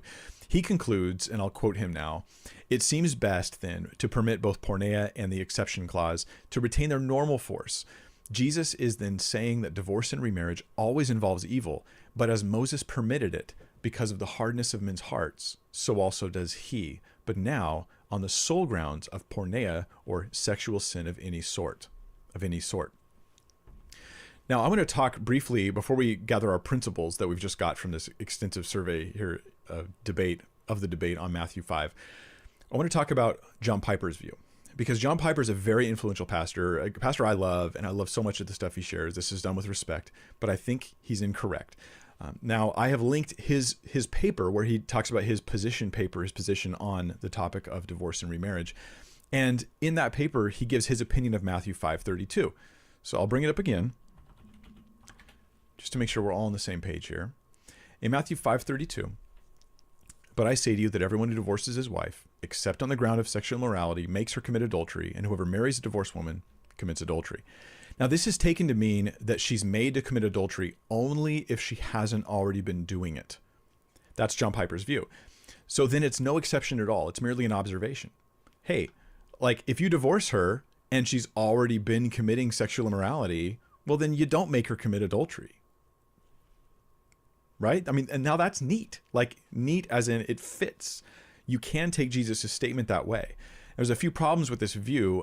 One of them is going to be that it doesn't work with Matthew 19. Like once you get to Matthew 19 and you see how Jesus says the same kind of thing in a totally different way, you realize that you can't carry this view thoroughly through. And this kind of shows you that that's not what Jesus meant. But I want to quote to you what Craig Keener says about, he doesn't refer to John Piper, but about that view that John Piper holds and the view that others also share. He says, "Some interpretations of the passage argue that this exception is not actually an exception at all. One writer proposes that the clause just means that a woman is not being caused to commit adultery by being remarried in the case of immorality, because she's already committed adultery. The problem with this proposal is that it is simply too ingenious. Were it correct, there would be little reason to state the exception clause to begin with, since it would not add anything to the statement. And if one wished to make such a point, it's peculiar that the point would be stated in such a manner that so few other interpreters throughout history could have caught it." And that's from Craig Keener's book, And Mary's Another, which is linked below as well, just as John Piper's article is. So not to mention this, the original audience, in the context of the debate and the question that was asked, would never take Jesus' exception clause to mean, she's not an adulteress. He doesn't make her an adulterer because she's already committed adultery. Like it just would never be taken this way. And like I said before, you can't take Matthew 19:9 that way, which is why when Piper gets to Matthew 19:9, he never tries to harmonize his understanding of 5:32 with Matthew 19:9, in my opinion. It just doesn't work together. So Matthew 5:32 is giving us an exception, which now we can say is a principle. Sexual sin can justify a divorce. And because of the way the exception clause is written, which we'll come to later more, sexual sin can justify a remarriage. Now, here's what this does. This makes me want to go back and change our principles that we have had before. I want to change them in accord with Jesus, with the full teaching of Jesus. So principles 2, 3, and 4 could be qualified slightly. Divorce as a general rule is wrong and shouldn't be done. Divorce that is unjustified, coupled with remarriage, is actually adultery. And divorce that is unjustified doesn't end the moral obligation of the marriage. So now we've got that qualification from Jesus' own lips that a justified marriage does allow for divorce, does allow for remarriage. The next passage, though, Matthew 19, is of the Gospels the most important one, I think. It's the most extensive passage, and it is Jesus' teaching on divorce in Matthew chapter 19. So here in verse 3, it says, "And the Pharisees came up to him and tested him," I'll put it on your screen as well, tested him by asking, is it lawful for a man, is it lawful to divorce one's wife for any cause? And of course, that phrase, any cause, is a trigger word. We know what that means. It's the Hillelite position that you can divorce for any reason you want. That's the fuller context. Helps us see what the original audience saw. It's a question about divorce for any reason, and Jesus utterly rejects it. And it is, of course, the majority of modern divorces. They fit that bill. The point here is there's strong confirmation already in the Matthew 19 passage that all of Jesus' statements of divorce have the backdrop of the debate on Deuteronomy 24. And it's about the exception of when divorce is okay, not just whether any divorce can ever happen under any conditions. It's really a rejection of any matter divorces or divorces without justification. Verse 4 says, and he answered, have you not read that he who created them from the beginning made them male and female, and said, therefore a man shall leave his father and his mother and hold fast to his wife, and the two shall become one flesh. So they are no longer two, but one flesh. What therefore God has joined together, let not man separate. Same thing that we get from the Gospel of Mark. They said to him, why then did Moses command one to give a certificate of divorce and send her away? And this is great because this is the question we ask too, right? Well, then wait, if divorce is just generally wrong, why is the law written like that? And verse 80 says, because of the hardness of your heart, Moses allowed you to divorce your wives, but from the beginning it was not so. And I say to you, whoever divorces his wife, except for sexual immorality, and marries another, commits adultery. So don't get divorced, right? What God has joined together, let not man separate. That's the general rule. That's the overarching concern of Jesus. And that, not the exception, should be our main focus. I should obsess over the nature of marriage, not the reasons for divorce. Although today's study is going to be doing that as well, because at some point you got to talk about it. So the natural question they ask, why did Moses allow it? He says, because you have hard hearts. You were permitted to divorce. It was regulating a bad thing, but it wasn't the ideal. It wasn't giving you, here's your ideal that you could just divorce because of whatever reasons you come up with. The point is this: the permission of the law of Moses to divorce doesn't imply the rightness of divorce. This takes the whole discussion away from Deuteronomy 24. And this is the second place where I'll say Jesus is not siding with the Shemaites or with hardly anybody of his time. He's not offering sexual immorality as his interpretation, I think, of Deuteronomy 24. Instead, what he's doing is he's saying that he wants to go above their debate. He wants to go to the heart of marriage. He wants to go to Genesis and understanding the very concept of the oneness of man and woman and say, hey, don't get a divorce, general rule. And if you do and remarry another, it's generally adultery. He does offer the exceptions, and it's important that we have those, but that's the point. That's where he differs from the Shemaites. Okay, then in verse 9, Jesus says the hotly debated and contested thing here, which is, I say to you, whoever divorces his wife except for sexual immorality and marries another commits adultery. This exception, here's the important thing that we all need to swallow, is the exception not only allows for divorce, it allows for remarriage. And there is a lot of debate and discussion on that topic. What I will say is D.A. Carson's commentary, which I've linked below on Matthew, is helpful here. It evaluates various interpretations, and I think it shows why they fail. Why other options where they go, it's not really an exception for this reason, or the exception applies to divorce but not remarriage, I think that they fail. The short version is this: it fits the Greek well.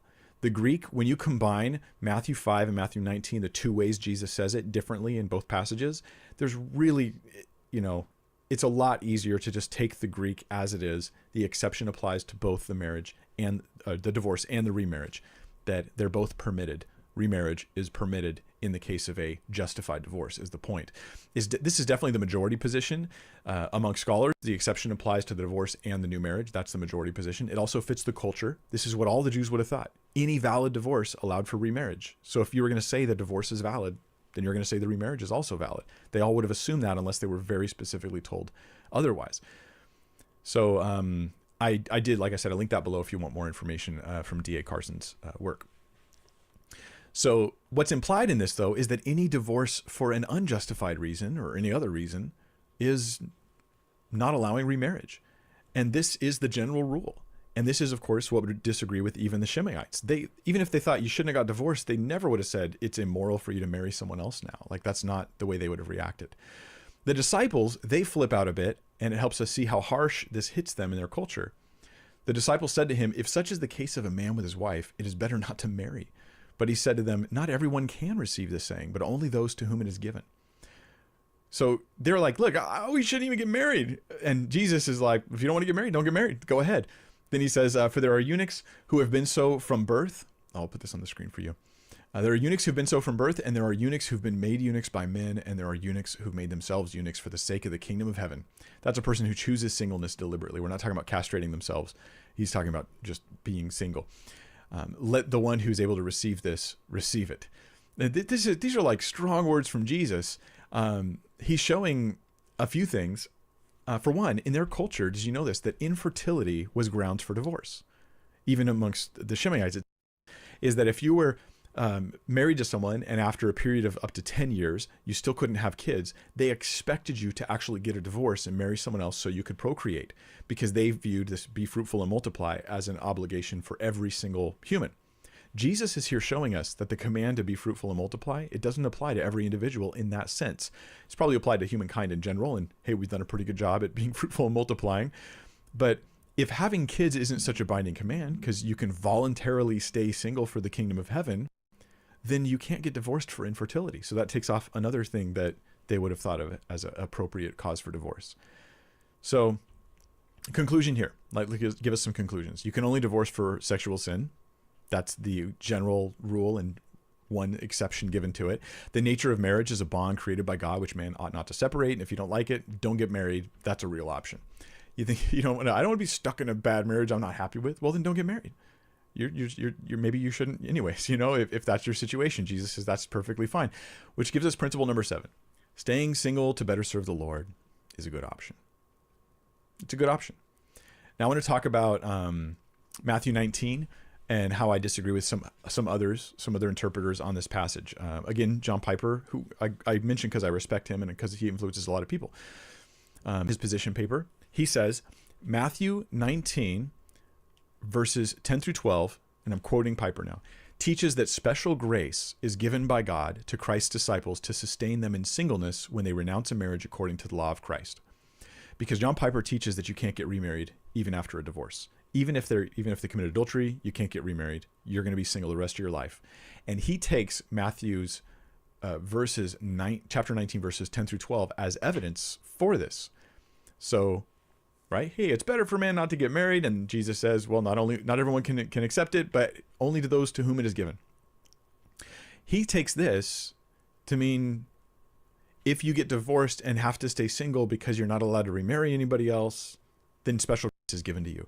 But this is again, it's where, in all honesty, I'm just disappointed in the exegetical treatment of the text, like the Bible study tactics or techniques, because this is just being forced to fit with his current view about marriage and divorce.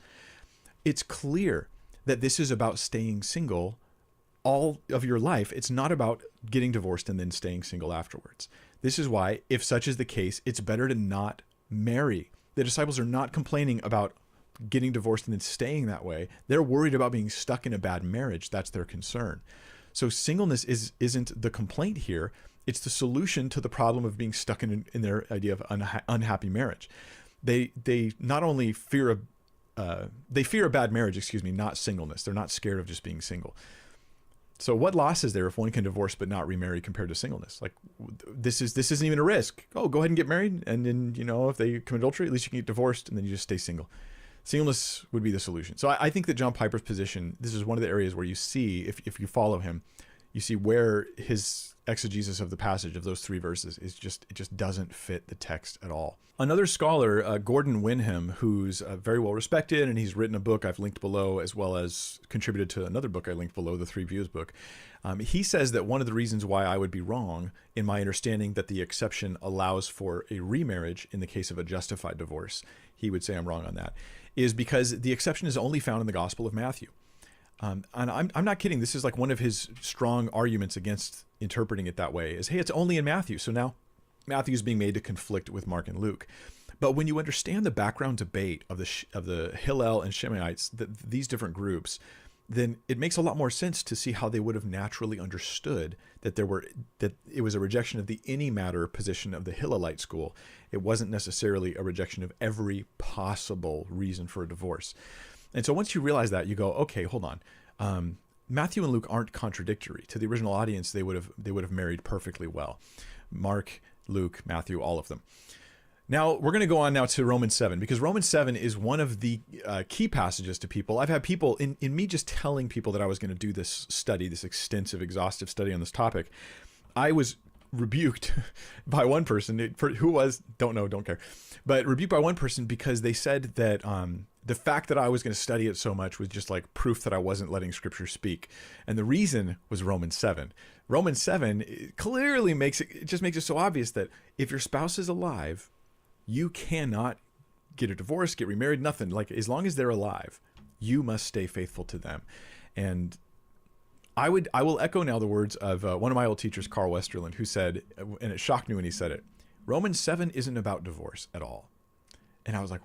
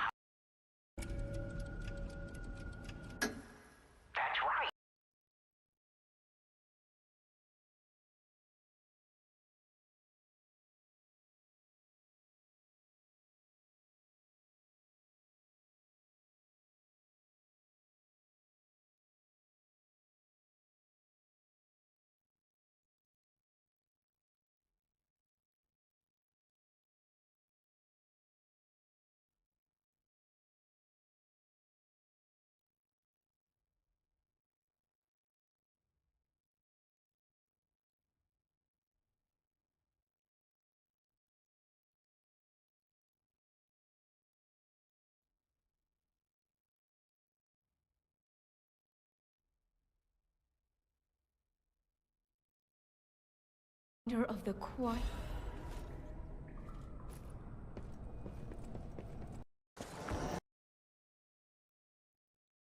what? Romans, but it seems so clear. And the truth is, I was reading it with my preconceived notions instead of looking at it in context, which is what we're going to do now. Romans 7, he says, "Or do you not know, brothers, for I'm speaking to those who know the law, that the law is binding on a person only as long as he lives." Now, the context Paul is giving us is this, that under the law, we all sin, we all fall short, and we're all going to die and be judged. But there's a limit to the law, and it's when you die, it no longer applies to you. And now, verse 2, he explains, "For a married woman is bound by law to her husband while he lives. But if her husband dies, she's released from the law of marriage. Accordingly, she will be called an adulteress if she lives with another man while her husband is alive. But if her husband dies, she's free from that law. And if she marries another man, she's not an adulteress." So this seems clear, right? Like, her husband, if he's alive, she goes with another man. Verse 4, "Likewise, my brothers, you also have died to the law through the body of Christ, so that you may belong to another, to him who's been raised from the dead, in order that we may bear fruit for God. For while we were living in our flesh, our sinful passions, aroused by the law, were at work in our members to bear fruit for death." And then he goes on. We're released from the law now. And so we live according to Christ. Now I'm dead to the law and I'm alive unto Christ. And just like the death of a spouse breaks the marriage, so my death in Christ to the law breaks my connection to the law. I'm now justified, walking in the grace that he's given me, and all that cool stuff. Now, here's the thing. This is, and if you look carefully at Romans, this is not a teaching on marriage. He's not even addressing any marriage questions like he is in 1 Corinthians 7. It's an analogy. The analogy Paul gives in Romans 7 is that marriage ends at death, and so you're dead to the law. And marriage to another is allowed if your spouse dies, and so you are now married to Christ. And so that's the context of Romans 6. Paul's not at all dealing with divorce. He's not intending to comment on divorce. It's an analogy. Now, being a teacher, I give analogies all the time. And sometimes people want to like focus on the analogy and blow it out of proportion as though I'm teaching about the analogy instead of using the analogy to teach about something else. If you're a teacher, you know what I mean, right? You give an illustration.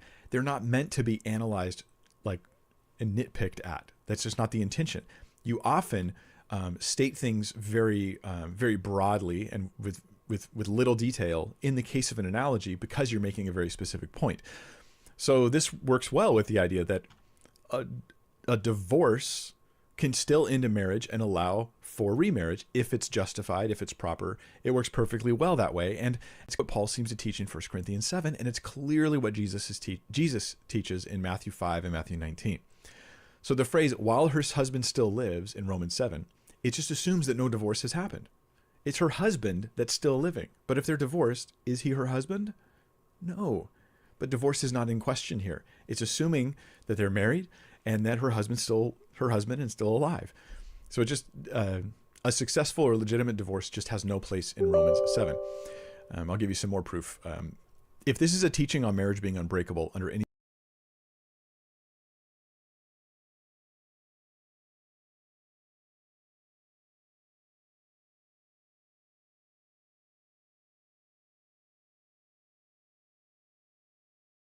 I want a refund, Liza P, because emotional damage. first your father, Geppetto, asked you to give him your heart. Give me your heart, son. And you're a good boy, you'll give it to him. No problem, Captain.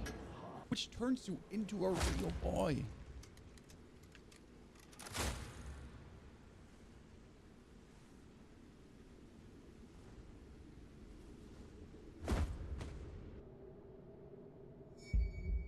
And then you proceed to murder every single person in the hotel that has been guiding you through the whole game, and they get replaced by soulless puppets. What the?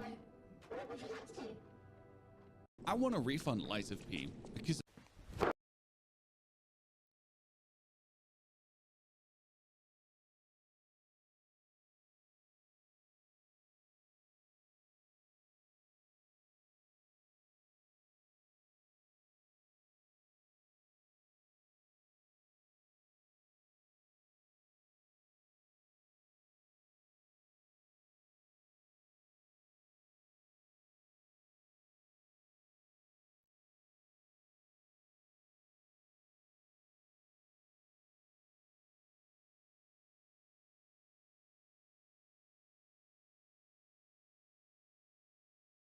Geppetto's puppet is not Pinocchio. In fact, the name Pinocchio isn't even mentioned a single time in Lies of P. Instead, he is none other than the Tin Man from The Wizard of Oz. Don't believe me? Well, if you're unfamiliar with the tale, the Tin Man was in search of a heart so that he could feel emotions. It's not a coincidence that each lie Geppetto's puppet tells, his heart slowly begins to transform from a cold mechanical device powered by springs and gears to a warm heart full of compassion. His destiny lies at the end of the yellow brick road, and if the post-credit scene isn't enough to convince you, then at least open your mind to the fact that Geppetto's puppet is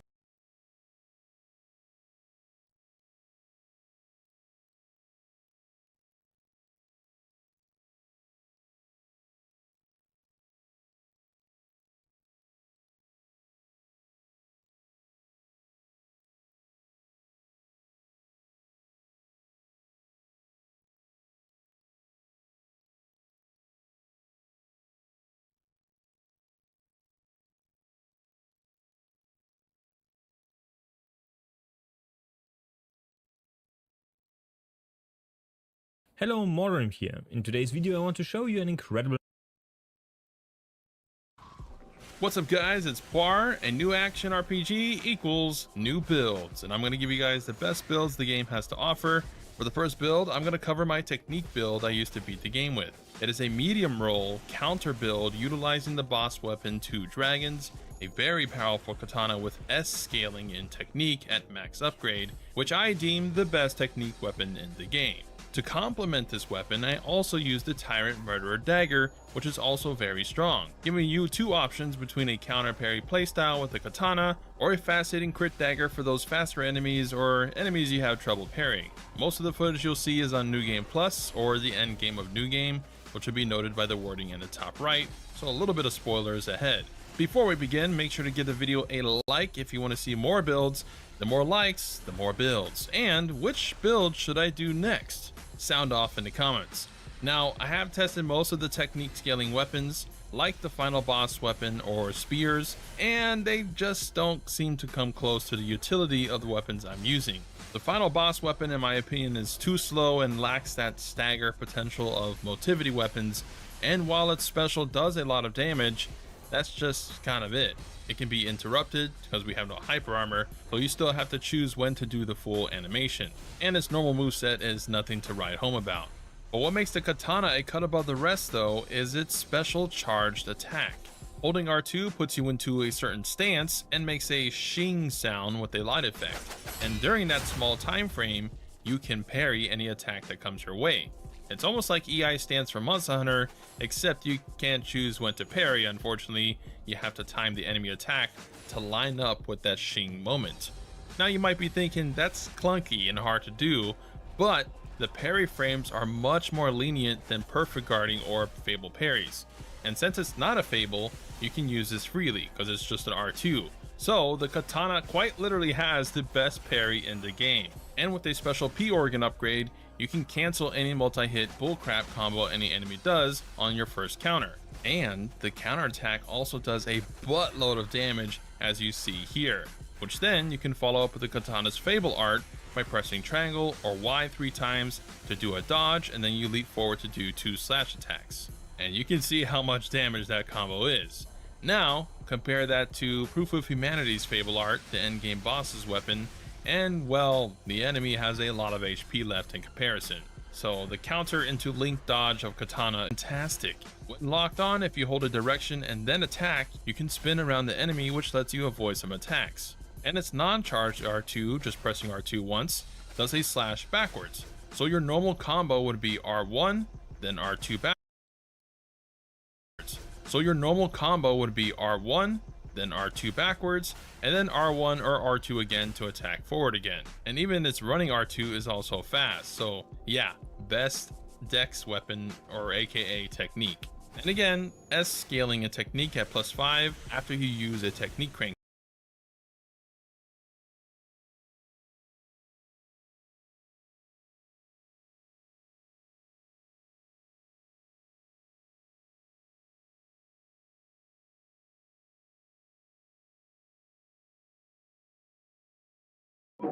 I got that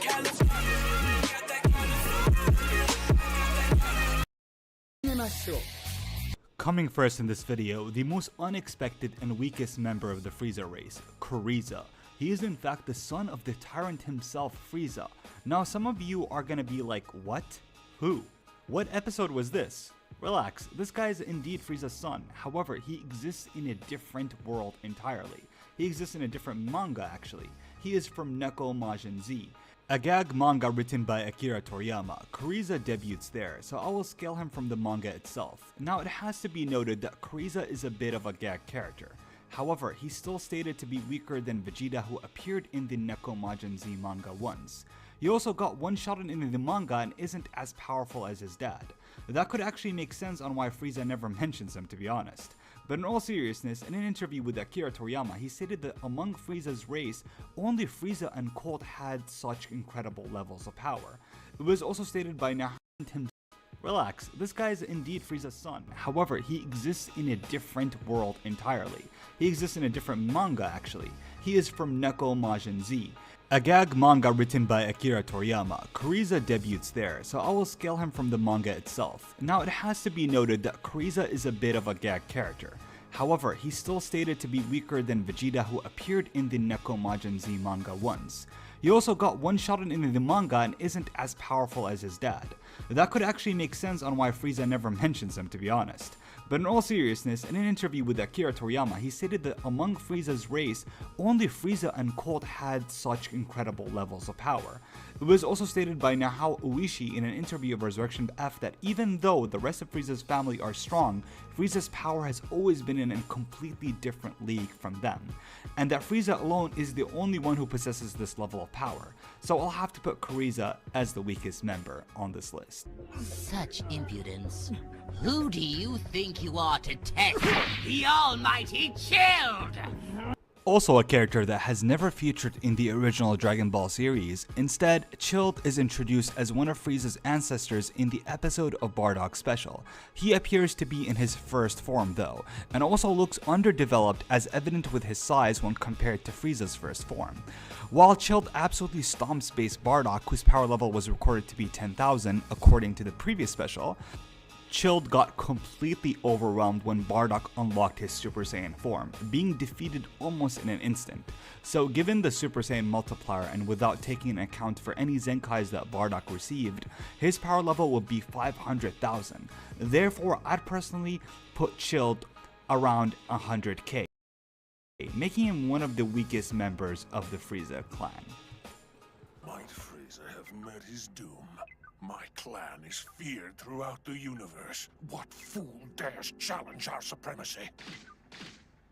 Finally, a character who requires no introduction. King Cold is Frieza's father, being said to have power on par if not exceeds his own son Frieza. And if you know anything about Frieza, his power was documented to be 120 million in the Frieza arc when he fought against Goku on planet Namek. Although King Cold appears to be in his second form, he is closely matched with the Mecha Frieza, who's slightly stronger than the 100% form Frieza, making him clearly stronger than the previous two that are mentioned on this list. Controlling my power in this final form is exceedingly difficult. It is best used only to destroy.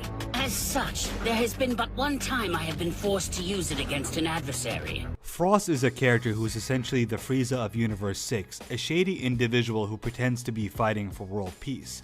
But in fact, he's more shady than any of the other Frieza clan members. He doesn't even shy away from fighting extremely dirty as he carries poison in his hands.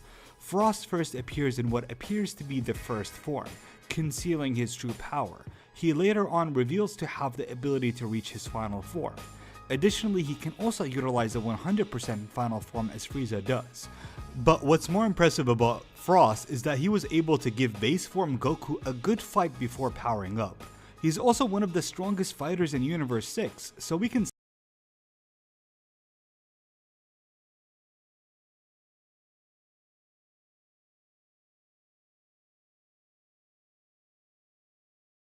safely say that he earns the spot on this list.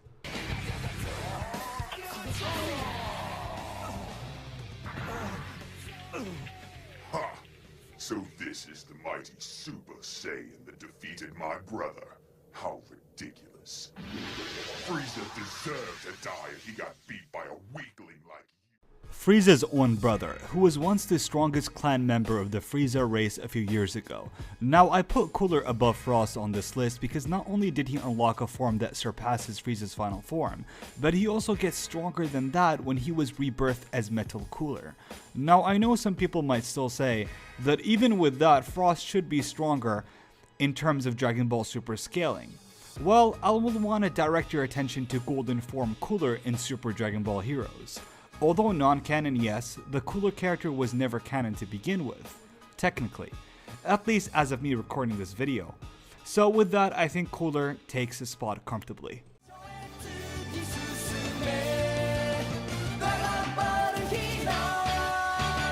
Now, most of you probably anticipated Frieza himself after Cooler, however, we are not quite there yet, because a character that you probably never heard about is Froze, a character that was actually drawn by the man himself, Akira Toriyama. The interesting part about his character is that he's in fact an Earthling who utilizes the advanced time travel technology of the Dragon Ball Heroes machines, allowing him to become a member of the Frieza race. With this power, he was seen to defeat Super Hei's Shenron, going toe-to-toe against Final Form Frieza in his base form, and even unlocking the Golden Form transformation. He doesn't stop there actually, as it's noted that he could unlock the Ultimate Golden Form, which is on par with the Ultra Instinct form. So really, a case could be made that he is in fact the strongest Frieza race member. However, due to Froze being a video game character and his powers doesn't really correlate to a single continuity, I decide to keep him in second.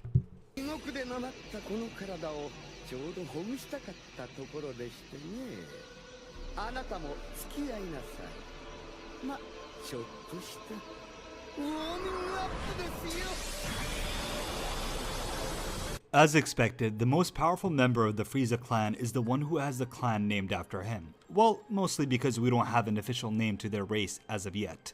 But I digress. I feel like excluding Frieza from being on top would be wrong, as he's truly the most iconic villain in the Dragon Ball franchise. Frieza's terrifying power and immense potential allowed him to be on par if not exceed the power of Super Saiyan Blue, an enormous jump in power from his previous form that was weaker than the Super Saiyan 1 Goku on Namek. Initially, this form has a serious flaw, as it experiences a severe decrease in stamina, with the form only lasting just over 5 minutes before its power begins to start depleting. However, Frieza managed to find an answer for that in his true golden form state, as the stamina drain becomes less apparent due to his improved ki control. In terms of strength, it is as powerful as the full-powered Super Saiyan Blue. On the other hand, speed-wise, this state is superior to the Light Bullet, which was demonstrated by Dispo, which is even faster than a full-powered Super Saiyan Blue and too fast for the God of Destruction Champa to see. In his final usage of this state, while even tired, he could match Jiren's base level of power, increasing his energy up to the highest as he could. True Golden Form Frieza was able to hold back an energy wall from full-powered Jiren, a foe with power surpassing a God of Destruction, though Frieza slowly overwhelmed. So while we can make a case for Froze to be stronger due to the video game traits he possesses, Frieza also has video game forms and powers that puts him on par, if not above Froze. But you wouldn't be too wrong if you want to disagree with me. So let me know what you guys think. Do you agree with this ranking? Who's your favorite character in the